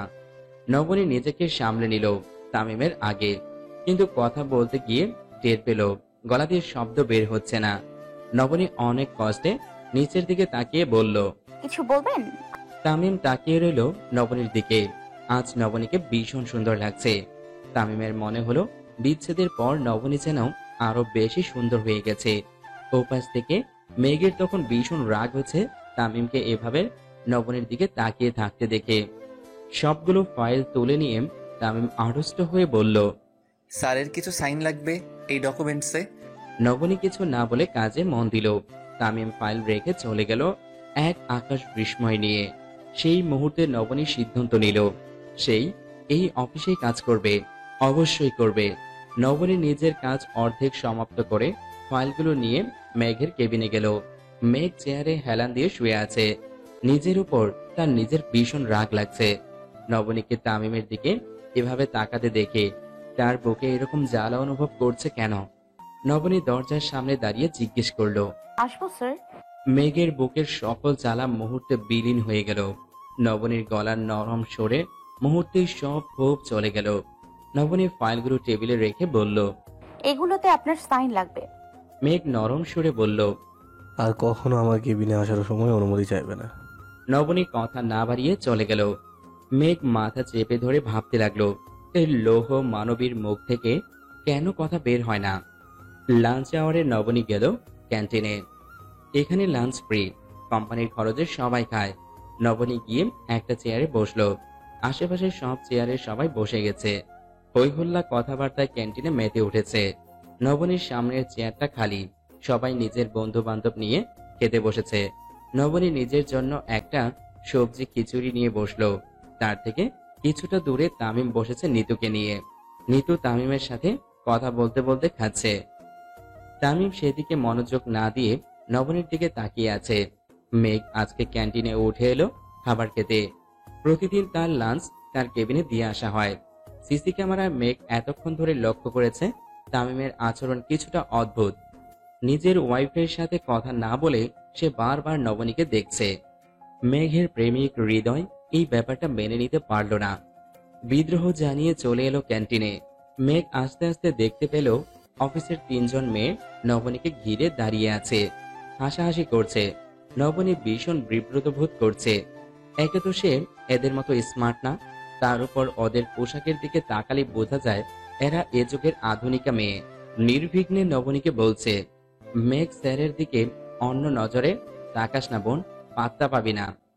আরেকজন বলল, স্যারের রুচি এতটাও খারাপ হয়নি যে এরকম আনস্মার্ট কাউকে পাত্তা দিবে। আমরা এত চেষ্টা করেও পারছি না, বাদ দে। নবনী কিছুক্ষণ এসব চুপচাপ শুনল, তারপর মুচকে হেসে বলল, এক্সকিউজ মি, এখানে আমি কাজ করতে এসেছি। আপনারা সবাই হয়তো ধনীর দুলালি, আমি তেমন কেউ না। আমি গ্রাম থেকে উঠে আসা একজন সাধারণ মেয়ে, যার একমাত্র ধ্যান ধারণা নিজের ফ্যামিলিকে ফিনান্সিয়াল সাপোর্ট দেয়া। এসব পটানোর কাজে আমার জন্য আসেনি। বেটার আপনারাই ট্রাই করেন, লাখ ভালো যার সেই লটারি জিতে যাবে। আমাকে আমার মতো কাজ করতে দিন। মেঘ এসে সবার পিছনে দাঁড়িয়ে সব শুনল, তারপর গম্ভীর হয়ে বলল, এক্সকিউজ মি, এখানে এত ভিড় কেন? মেঘের গম্ভীর কণ্ঠ শুনে সবাই নিমিষে হাওয়া হয়ে গেল। মেঘ নিজের জন্য খাবার নিয়ে এসে নবনীর সামনে ধপ করে বসে পড়ল। নবনীর খাবারের 12টা বেজে গেল। মেঘ নির্দ্বিধায় হাত দিয়ে খেতে লাগলো। নবনী খাওয়া বাদ দিয়ে উঠে চলে গেল। মেঘ কিছুতেই বুঝতে পারছে না এই মেয়ের তাকে এভাবে ইগনোর করার কারণ কি এমন অপরাধ করেছে সে। নবনী পেটে ক্ষুধা নিয়ে চলে গেল। সকালে কিছু না খেয়ে আসায় ভীষণ ক্ষুধা পেয়েছে তার। যাবার সময় একটা পানির বোতল নিয়ে গেল। আজ সে শুধু পানি খাবে। মেঘ হতাশ হয়ে ক্যান্টিনে বসে রইল। তারপর একজন ওয়েটারকে ডাক দিয়ে নবনীর জন্য খাবার পাঠিয়ে দিল ওর ডেস্কে। নবনীর খাবার শেষ না হওয়া পর্যন্ত মেঘ আর নিচে গেল না। বুঝতে পারলো এ শুধু লৌহ মানবী নয়, সাথে আরো যা আছে স্টিল, পাথর, সব মানবী। একে পাওয়ার জন্য মেঘকে কঠিন তপস্যা করতে হবে। বিকেলে সবার ফোনে মেসেজ এলো স্যালারির। নিতু তামিমের কাছে বলে বাবার বাসায় গেল। যাবার পথে স্যালারি তুলে বাবার বাসায় গিয়ে বাবাকে 20,000 টাকা দিয়ে এলো। নিজের জন্য 5,000 টাকা রাখলো। তারপর বাসার দিকে চলে গেল বাবা মায়ের থেকে বিদায় নিয়ে। তামিম বাসায় গিয়ে স্যালারি 50,000 টাকা মায়ের হাতে দিল। নিজের অ্যাকাউন্টে 10,000 টাকা জমা রাখলো নিজের জন্য। তাহেরা বেগম জিজ্ঞেস করলেন, নিতু কই? তামিম বলল, ওর বাবার বাসায় গিয়েছে, চলে আসবে এক্ষুনি। আর কথা না বাড়িয়ে তামিম নিজের রুমে চলে গেল। কিছুক্ষণ পর কি অগ্নিকাণ্ড ঘটবে তা তামিম কোণাক্ষরেও টের পেল না। নবনী বাসায় এসে চেয়ারে ধপ করে বসে পড়ল। রাবেয়া বেগম মেয়ের জন্য এক গ্লাস লেবুর শরবত বানিয়ে ফ্রিজে রেখেছেন ঘন্টাখানিক আগে। ঠান্ডা শরবতে চুমুক দিতেই নবনীর মন প্রাণ জুড়িয়ে এলো। মায়েদের কি সুপার পাওয়ার থাকে, কিভাবে বোঝা যায় সন্তানের কখন কোনটা বেশি প্রয়োজন। নবনীর মন খারাপ হয়ে গেল আবার। বিয়ের 1 বছর পর থেকে নবনী তামিমকে বলতো একটা বেবি নেওয়ার জন্য, একটা বাচ্চার জন্য নবনীর মন প্রাণ উতলা হয়ে উঠত। বাসায় এত মানুষ থাকার পরেও নবনীর নিজের বলতে কেউই ছিল না। কেউ কখনো নবনীকে ডেকে দুটো সুন্দর করে কথা বলেনি। যা বলেছে তা শুধু কাজের আদেশ আর নবনীর বাবা গরিব হওয়ার জন্য বাজে গালাগালি। নবনীও ভীষণ ইচ্ছে করত কেউ একজন থাকুক, তার একান্ত আপন কেউ, যার জন্য নবনীর অন্তর পূর্বে কলিজায় কাঁপন ধরবে। কিন্তু তামিম রাজি হয়নি। নবনীকে বুঝিয়েছে এখন বাচ্চা নিলে অতিরিক্ত খরচ, অতিরিক্ত চিন্তা। তামিম এখনো প্রস্তুত না বাচ্চার জন্য। তাহেরা বেগমকে তামিম একদিন কথার ছলে বাচ্চার কথা বলতেই তাহেরা বেগম রেগে গেলেন। ধমক দিয়ে তামিমকে বললেন, ধাঁধার মতো কথা বলছিস কেন? কত টাকা বেতন পাস তুই? এই বেতনে সংসার চলবে নাকি? তোর বাচ্চার জন্য খরচ করবি, এই শতানি বুদ্ধি তোর বল। আমি বুঝেছি, প্রতি মাসে আমাকে টাকা দিস, এটা তার সহ্য হচ্ছে না। নিজের হাতে টাকা পাচ্ছে না, বাবার বাড়িতে টাকা পাঠাতে পারছে না। নবনীর রান্নাঘর থেকে সব শুনতে পেল। তামিমের বাচ্চা নেওয়ার অনিচ্ছা কেন ভালো করে টের পেল নবনী। মানুষ কত বিকৃত মনের হতে পারে নবনী তাহেরা বেগমকে দেখে বুঝেছে। শামীম প্রতি মাসে টাকা পাঠায়, তামিম টাকা দেয়, তাতেও তার চলছে না। একজন রিক্সা চালকও তার বউ বাচ্চা মা বাবা নিয়ে বেঁচে থাকে, অথচ এত টাকা বেতন পেয়েও তামিম সাহস করতে পারছে না মায়ের ভয়ে। কিছু পুরুষ এমন মেরুদণ্ডহীন হয় কেন? চেয়ারে হেলান দিয়ে নবনীর ছাদের দিকে তাকিয়ে রইল। এই জীবনে আর মা হওয়ার স্বপ্ন পূরণ হবে না। এক জীবনে বিয়ের শখ তার মিটে গেছে। রাবেয়া বেগম মেয়ের পাশে এসে দাঁড়িয়ে জিজ্ঞেস করলেন, মন খারাপ তোর? নবনীর কান্না এলো মায়ের এরকম কোমল গলার কথা শুনে। মায়ের কোমর জড়িয়ে ধরে বলল, কেন এমন হলো মাগো? আমার জীবন কেন এত জটিল হলো? কি অপরাধ করেছি আমি? যারে এত ঘৃণা করি তার কথাই কেন মনে পড়ে যায়? তামিম আর ওর বউ, আমি যে অফিসে জয়েন করেছি সেখানে চাকরি করে, ওদের দুজনকে একসাথে দেখলে আমার অন্তর কেন এত পড়ে মা? আমি তো সব ছেড়ে নিজেই এসেছি, তবে কেন মনকে বশ করতে পারি না মা? মন কেন আমার কথা শুনে না? রাবেয়া বেগম মেয়েকে জিজ্ঞেস করলেন, তোর মনকে আবার ওরে ফিরে পাইবার চায়? নবনীর সাথে সাথে জবাব দিল, না মা, কিছুতেই না, কোনো দিনও না। রাবেয়া বেগম মেয়েকে কিছুক্ষণ কাঁদতে দিলেন, তারপর বললেন, এইরকম হয় রে মা, প্রথম প্রথম এইরকমই লাগে। কলিজে ছিঁড়া যাওয়ানের মতো কষ্ট আইব, দম বন্ধ হয়ে আইব। যাই হোক, এক সময় তো তার লগে সংসার আছিল, সংসারের একটা মায়া আছে না। তারপর একদিন দেখবি সব ব্যথা চইলা গেছে। পুইরা পুইরাই তো সোনা খাঁটি হয়।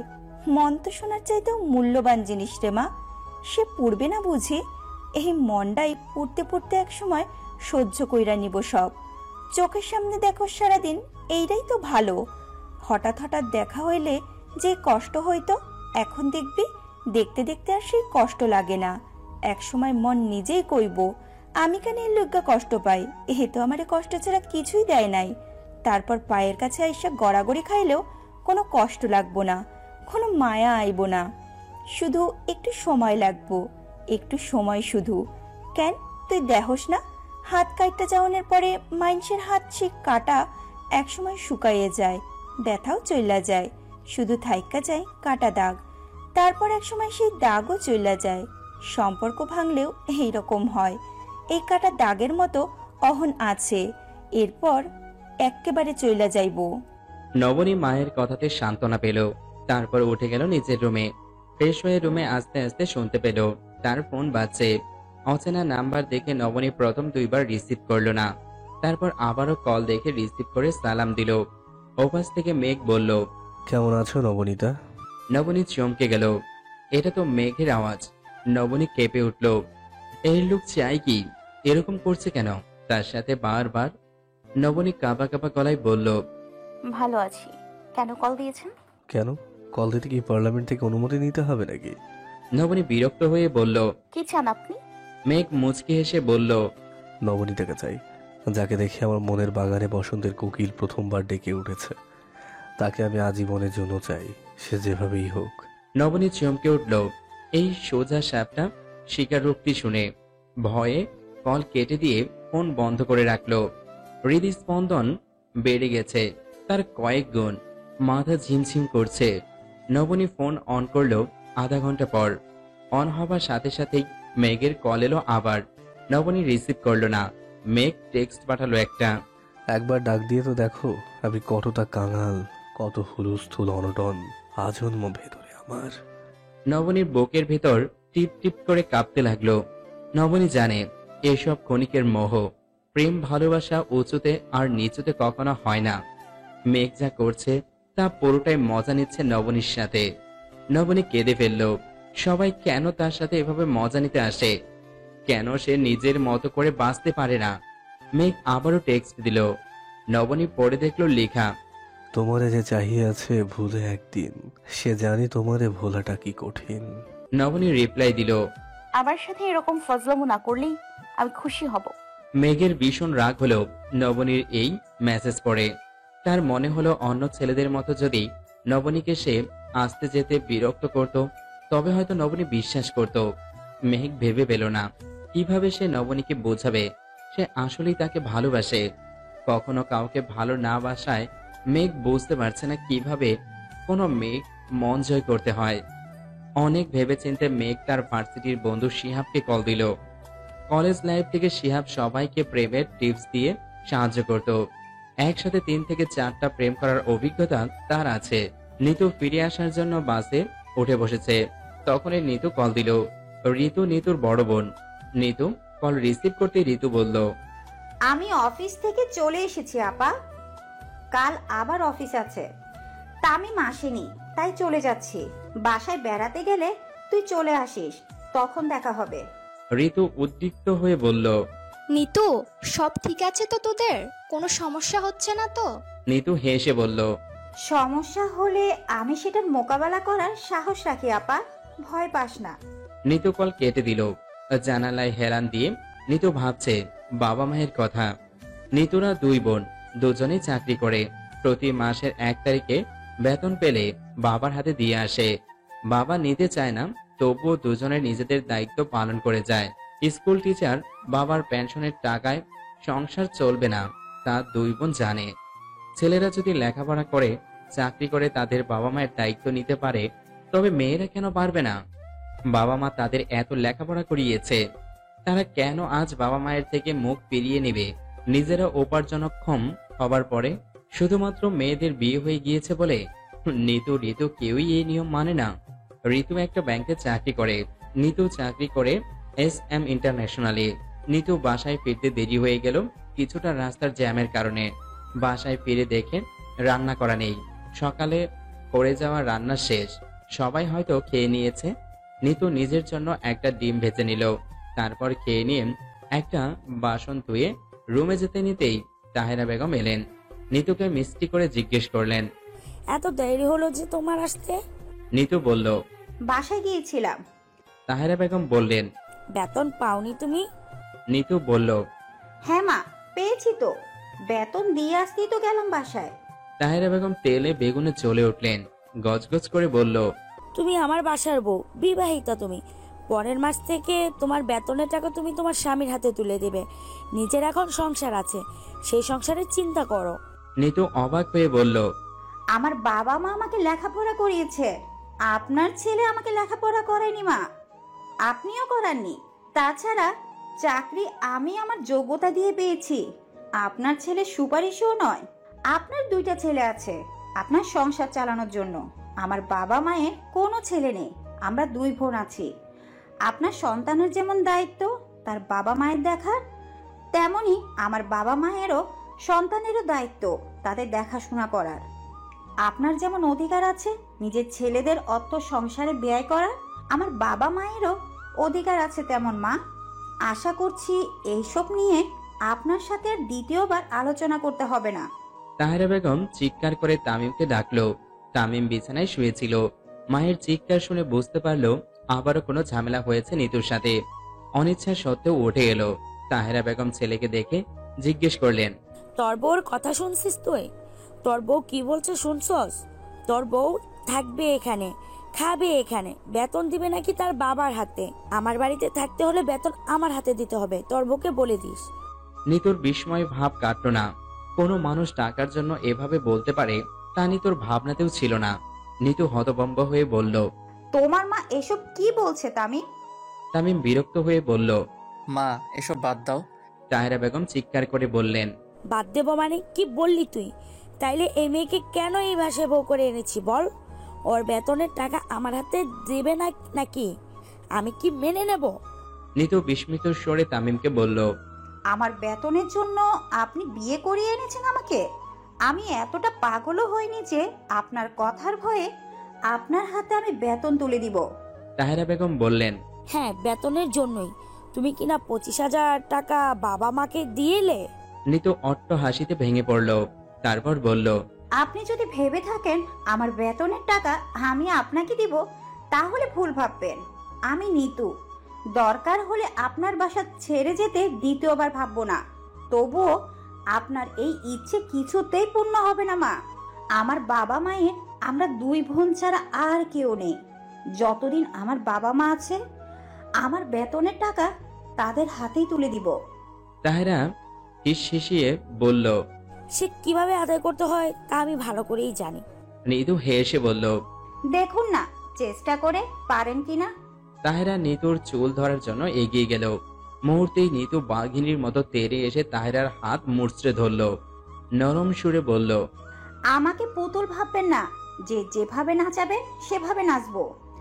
আজ হাত আস্ত রেখেছি, পরের বার আর আস্ত থাকবে না। তাহেরা বেগম ব্যথায় অধৈর্য হয়ে হাত ছাড়িয়ে বললেন, বিয়াদব মেয়ে কোথাকার, মুখে মুখে তর্ক করছে, আমার সাথে হাতাহাতিও করছে। এর চাইতে তো বউ হিসেবে নবনী ভালো ছিল। নিতু থমকে গিয়ে জিজ্ঞেস করলো, নবনী? নবনী কে? তামিম মায়ের দিকে চোখ বড় বড় করে তাকালো। তাহেরা বেগম কথা না বাড়িয়ে রুমের দিকে চলে গেল। তামিম মাথা নিচু করে দাঁড়িয়ে রইল। নিতু বজ্রহতের মতো তাকিয়ে রইল তামিমের দিকে। নিতু কল্পনাতেও ভাবতে পারেনি সামনের দিনে তাহেরা কতটা উৎগ্র হবে সামান্য কয়েকটা টাকার জন্য। তাহেরাও হয়তো ভাবেনি তার সব আশার প্রদীপ নিতু এক ছোট হাওয়াইয়ের মতো নিভিয়ে দিবে। বাকি রাত নিতুর কেটেছে ছটফট করে। কে এই নবনী? কেন তাহেরা বেগম নবনীর কথা বললেন? কি সম্পর্ক নবনীর সাথে এদের? নিতু হিসাব মিলাতে পারল না। তামিম এসে ঘুমিয়ে পড়েছে। নিতু তামিমকে কিছু জিজ্ঞাসা করাও সুযোগও পেল না। বুকে ব্যথা আর চোখে জল নিয়ে নিতু ফ্লোরে বসে রইল, দেয়ালে পিঠে গিয়ে। জীবনের প্রথম ভালোবাসা কোনো ভুল মানুষের সাথে হয়েছে কিনা এটা ভেবে নিতুর যতটা অস্থিরতা তার চাইতে বেশি জ্বালা পোড়া তার জন্য কারোর স্বপ্ন ভেঙেছে কিনা এটা ভেবে। সারা রাত নিতু এভাবেই বসে রইল। সকালে নিতু উঠে কিচেনে গেল। মাথার ভেতর তার ফাঁকা ফাঁকা লাগছে, পুরো শরীর কাঁপছে। ভাত ডাল আলু ভর্তা করে রেখে এলো। রান্নার ফাঁকে ফাঁকে কয়েকবার রুমে এসেছে। বারবার এসে দেখে তামিম ঘুমাচ্ছে। উত্তেজনায় ছটফট করতে করতে নিতু রান্না শেষ করলো। তারপর রুমে এসে দেখে তামিম ব্রাশ নিয়ে বের হচ্ছে। নিতু তামিমের হাত চেপে ধরে বলল, আমি মরে যাব তামিম। আমাকে সত্যি কথা বলো, তুমি নবনী কে? কি সম্পর্ক তার সাথে তোমার? দোহাই তোমার, আমাকে মিথ্যা বলো না। তামিম এই ভয়টাই পাচ্ছিল নিতুর এই প্রশ্নের সম্মুখীন হতে হবে বলে। তামিম রাতে ঘুমের ভান করে শুয়েছিল। ভেবেছিল নিতু ভুলে যাবে এটা। নিতুকে সত্যি কথা বলার সাহস তামিমের নেই। নবনীকে হারিয়েছে সে, কিন্তু নিতুকে আর হারাতে চায় না। তামিম এতটুকু বেশ ভালো করে বোঝে যে নিতু যতই মুখ চালাক, নিতুর মনটা ভীষণ ভালো। তাহেরা বেগম নিতুকে আপন করে দিলে নিতু তাকে মাথায় তুলে রাখবে। নবনী আর নিতু দুজন দুই মন মানসিকতার মানুষ। একজন চুপ করে সব শুনে যেত, মাথা পেতে অন্যজন অন্যায়ের কঠোর প্রতিবাদ করে। দুজনের মধ্যে একটাই মিল, দুজনেরই মন ভীষণ স্বচ্ছ। এই স্বচ্ছ মন একজনেরই ভেঙেছে। দ্বিতীয়বার তামিম আর সেই ভুল করতে চায় না। নিতু আবারও জিজ্ঞেস করলো নবনীর কথা। তামিম হেসে বলল, আরে বলো না, বাবার এক রিলেটিভের মেয়ে ছিল। বাবা চেয়েছিল ওকে বউ করতে, কিন্তু মা তোমাকে পছন্দ করেছে। আর আমি তো বলেছি আমি তোমাকে ছাড়া অন্য কাউকে বিয়ে করব না, তাই মা এই কথা বলেছে। নিতু সন্দিহান হয়ে বলল, সত্যি বলছো তো তামিম? এইটুকু শুধু? তাহলে তোমার মনে কিসের এত কষ্ট তামিম? কেন তুমি মাঝরাতে ঘুমের ঘোরে আমাকে দেখলে চমকে যাও? কেন আমার মুখের দিকে তাকিয়ে তুমি অন্যের প্রতিচ্ছবি খুঁজো? কেন তুমি আমার সাথে ঘনিষ্ঠ হতে গেলে ক্ষণে ক্ষণে চমকে উঠো? তোমার মর্নিং টি দিতে এলে কেন আমাকে দেখলে অবাক হয়ে যাও? তামিম, আমি সব কিছুই লক্ষ্য করি, কিন্তু আমার কাছে কোনো প্রমাণ নেই। বারবার নিজেকে এই বলে বোঝাই যে আমি এসব ভুল ভাবছি, সব আমার ভুল। আমি নিজের সাথে আর নিজেরই অভিনয় করতে পারছি না। আমার গলায় ফাঁসের মতো লাগছে। আমি ঝগড়াঝাটি করি, সব কিছুকে এড়িয়ে চলি বলে এই না যে আমার মনে কোনো কষ্ট লাগে না। তোমার সাথে আমার বিয়ে হয়েছে ঠিকই, কিন্তু বিশ্বাস করো, একটা দিন আমি তোমার চোখে আমার জন্য ভালোবাসা খুঁজে পাইনি, আবেগ নিয়ে আমার দিকে তাকাতে দেখিনি। তামিম নিতুকে বুকে টেনে নিয়ে বলল, আমি সত্যি বলছি নিতু, আমাকে বিশ্বাস করো, আসলেই এসব তোমার মনের ভুল। তুমি সব ভুল ভাবছো, এরকম কিছুই না। নিতু কিছুক্ষণ তামিমের বুকে থেকে বলল, তাই যেন হয়, তা না হলে আমার যে কি হবে তামিম আমি জানি না। বাহিরে থেকে আমাকে যত শক্তিশালী দেখো সবাই, ভেতরে আমি ততটাই ভঙ্গুর। এরকম কিছু হলে নিজেকে সামলাতে আমার ভীষণ কষ্ট হবে। নিতু চলে যেতে তামিমের যেন ঘাম দিয়ে জ্বর ছেড়ে গেল। নিতুকে ঠকাচ্ছে বলে ভীষণ অনুশোচনা হলো তার, কিন্তু উপায় নেই। একবার এক বউকে ছেড়েছে, এবার নিতুকে ছাড়লে তার লজ্জায় আর সীমা থাকবে না। মনে যাই হোক, নিতুকে কিছুতেই বুঝতে দেওয়া যাবে না কোনো কিছু। হুট করে আবারও তামিমের নবনীর কথা মনে পড়ে গেল। নিতুর মতো স্ট্রং মেয়েটা যদি এরকম করে বলে নিজেকে সে সামলাতে পারবে না, সেখানে নবনী কিভাবে নিজেকে সামলে নিল? নবনী তো আরো দুর্বল ছিল। তবে কেন নবনী চলে গেল? কেন থেকে গেল না? কি ক্ষতি হতো থেকে গেলে? দ্বিধার ধোলা চলে দুলতে লাগলো তামিম। নিতুর মন কিছুটা হালকা হলেও একটা অস্পষ্ট খোঁচা অনুভব করতে লাগলো বুকে। ভিতর থেকে কেউ যেন বলছে এসব কথার মধ্যেও অন্য কথা বাকি রয়ে গেছে, নিতু জানার বাকি। একটা গভীর শ্বাস নিয়ে নিতু ঠিক করলো সত্য উদ্ঘাটন করবেই সে। তামিম ব্রাশ করে এসে বলল, আজকে কি খেয়ে অফিসে যাব? নাস্তা বানাওনি? নিতু বলল, না, আজকে তো নাস্তা বানাইনি। শরীর কাহিল লাগছিল খুব আমার, সারা রাত অস্থিরতা নিয়েছিলাম। তামিম কিছু বলতে গিয়েও থেমে গেল মাকে আসতে দেখে। তাহেরা বেগম উঠে এসে গম্ভীর মুখে বললেন, লুবনার জন্য পরোটা বানাও, গিয়ে বাজবে, সাথে ডিম ভেজে দাও ওকে। আর দিশার খাবার রেডি করো, একটু পরে এসে নয়তো তুলকালাম বাঁধাবে। আমার জন্য একটু স্যুপ করো চিকেন দিয়ে। নিতু সোজা সাপটা জবাব দিল, আমি এই বাসে কাজের মেয়ে নই মা, যে জনে জনে গিয়ে সবার খাবারের মেনু জেনে নিয়ে সবার মন মতো খাবার বানিয়ে রাখবো। আপনার বৌমা দিশা ছোট বাচ্চা না যে আমাকে ওর জন্য নাস্তা বানিয়ে ওর হুকুমের আগে দিয়ে হাজির হতে হবে। ওর বাবা ধনী হতে পারে, কিন্তু তাতে আমার কোনো লাভ নেই। আমি ওর বাবার খাই না পড়িও না যে ওর মর্জি মাফিক কাজ করে যাব। আপনার মেয়ে লুবনা কচি খুকি নাচে, তার আহ্লাদীপনা দেখে খুশি হয়ে আমি তার পছন্দের খাবার বানাতে যাব। একদিন তো দেখিনি এদের কাউকে কিচেনে উকি দিয়ে দেখতে। আপনি তো মহারানী, আপনার কথা বাদই দিলাম। তাহেরা বেগম ছেলের দিকে তাকিয়ে বলল, তোর সামনে এসব কথা বলছে আর তুই বেড়ার মতো তাকিয়ে শুনছিস তামিম? তামিম কিছু বলার আগে নিতু জবাব দিল, কি বলবে আপনার ছেলে? ছোট ভাইয়ের বউয়ের জন্য ওকালতি করবে আমার কাছে? আমি সেটা সহ্য করব? তাছাড়া ছেলেকে তো বানিয়ে রেখেছেন ভেড়া। কি জানি আপনার স্বামীকেও হয়তো এরকম ভেড়া বানিয়ে রেখেছেন বলে, অথবা বানাতে চেয়েছেন বলে বেচারা অকালে চলে গিয়েছে।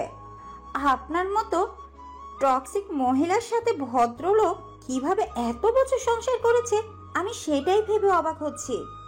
আপনার ছেলে যদি মানুষ হতো তবে বিয়ের পর দিন সাত সকালে যখন আপনি গিয়ে আমাদের বেডরুমের দরজা নক করতে শুরু করে দিয়েছিলেন, সেদিনই এসে আপনাকে বলতো এটা অভদ্রতা, এই কাজ আর করবেন না। আপনার ছেলে মানুষ হলে আপনি এসব নাটক করতে পারতেন না। এখন তো আমার মনে হয় আপনাদের এসব ড্রামার জন্যই আপনার ছোট ছেলে আমাদের বিয়েতেও আসেনি, এতদিন হয়ে গেল বাসায়ও আসছে না, সেই একমাত্র পুরুষ। তাহেরা বেগমের ধৈর্যের বাঁধ ভেঙে গেল। তিনি ভেবেছিলেন বেতনের টাকা তার হাতে না দেওয়ার জন্য নিতুকে তিনি এভাবে মানসিক অশান্তি দিবেন, যাতে নিতু শান্তির জন্য হলেও তাকে টাকা দেয়। কিন্তু তার দাবার চাল ভুল ছিল, তা বুঝতে পারলেন নিতুর কথা শুনে। এ যে বড় তেড়া মেয়ে, তার একটা কথায় সে হিস্ট্রি নিয়ে এসেছে। রাগে ক্ষোভে অপমানে তাহেরা বেগম দাঁত কিরমির করে বললেন, ফকিরের ঘরের মেয়েকে বউ এজন্যই করতে নেই। কথাটা সরাসরি নিতুর কলিজায় গিয়ে আঘাত করলো। ক্রুদ্ধ হয়ে নিতু বলল, কাকে ফকিরের মেয়ে বলছেন আপনি? তাহেরা বেগম বুঝলেন এবার নিতুর গায়ে লেগেছে, তাই আবারও বললেন, তোকে বলেছি তুই ফকিরের মেয়ে। ফকিরের বলেই তোর বাবা মেয়েদের বেতনের টাকার জন্য পেতে থাকে। নিতু নিজেকে শান্ত করে বলল, আমার বাবা একজন স্কুল শিক্ষক ছিলেন, আমার মা নিজেও স্কুল শিক্ষিকা ছিলেন। আমাদের দুই বোনের পরপর জন্ম হওয়ায় মা নিজে আর চাকরি কন্টিনিউ করেননি, বাবা অনেক বলার পরেও। আমার বাবা মা দুজনই এডুকেটেড। আপনার যোগ্যতা কি আছে? আপনার ব্যবহার দেখে তো মনে হয় স্কুলের পেছন দিয়ে হাঁটেননি জীবনে। আর যদি লেখাপড়া করেও থাকেন তা কিছুতেই সুশিক্ষা নয়। আর যতই এডুকেটেড হয়ে থাকেন না আপনি, আপনার মধ্যে আমি মনুষ্যত্বের ছিটে ফোটাও দেখিনি। আসলে শিক্ষিত হলেও সবাই মানুষ হয় না, আপনার মতো কেউ হয়। নয়তো আপনি জানতেন ছেলে মেয়েদের কোনো ভেদাভেদ নেই। একজন ছেলের মতো একজন মেয়েরও অধিকার আছে তার বাবা মায়ের খেদমত করার। আমার টাকা আমি কোথায় ব্যয় করব তা আমার ব্যাপার, আপনার বাপের টাকা না ওটা যে আপনাকে কৈফিয়ত দিব। আর ফকির বললেন আমার বাবা মাকে, আসল ফকির তো আপনি। ফকির না হলে কয়েকটা টাকার জন্য মনে এমন ক্ষোভ পুষে রাখতেন না, ছোট লোকের মতো টাকার জন্য এরকম হ্যাংলাপনা করতেন না। আর কখনো যদি আমার বাবা মাকে নিয়ে একটা টু শব্দও শুনি তবে বুঝবেন আমি নিতু কত ভয়াবহ কাণ্ড ঘটাতে পারি।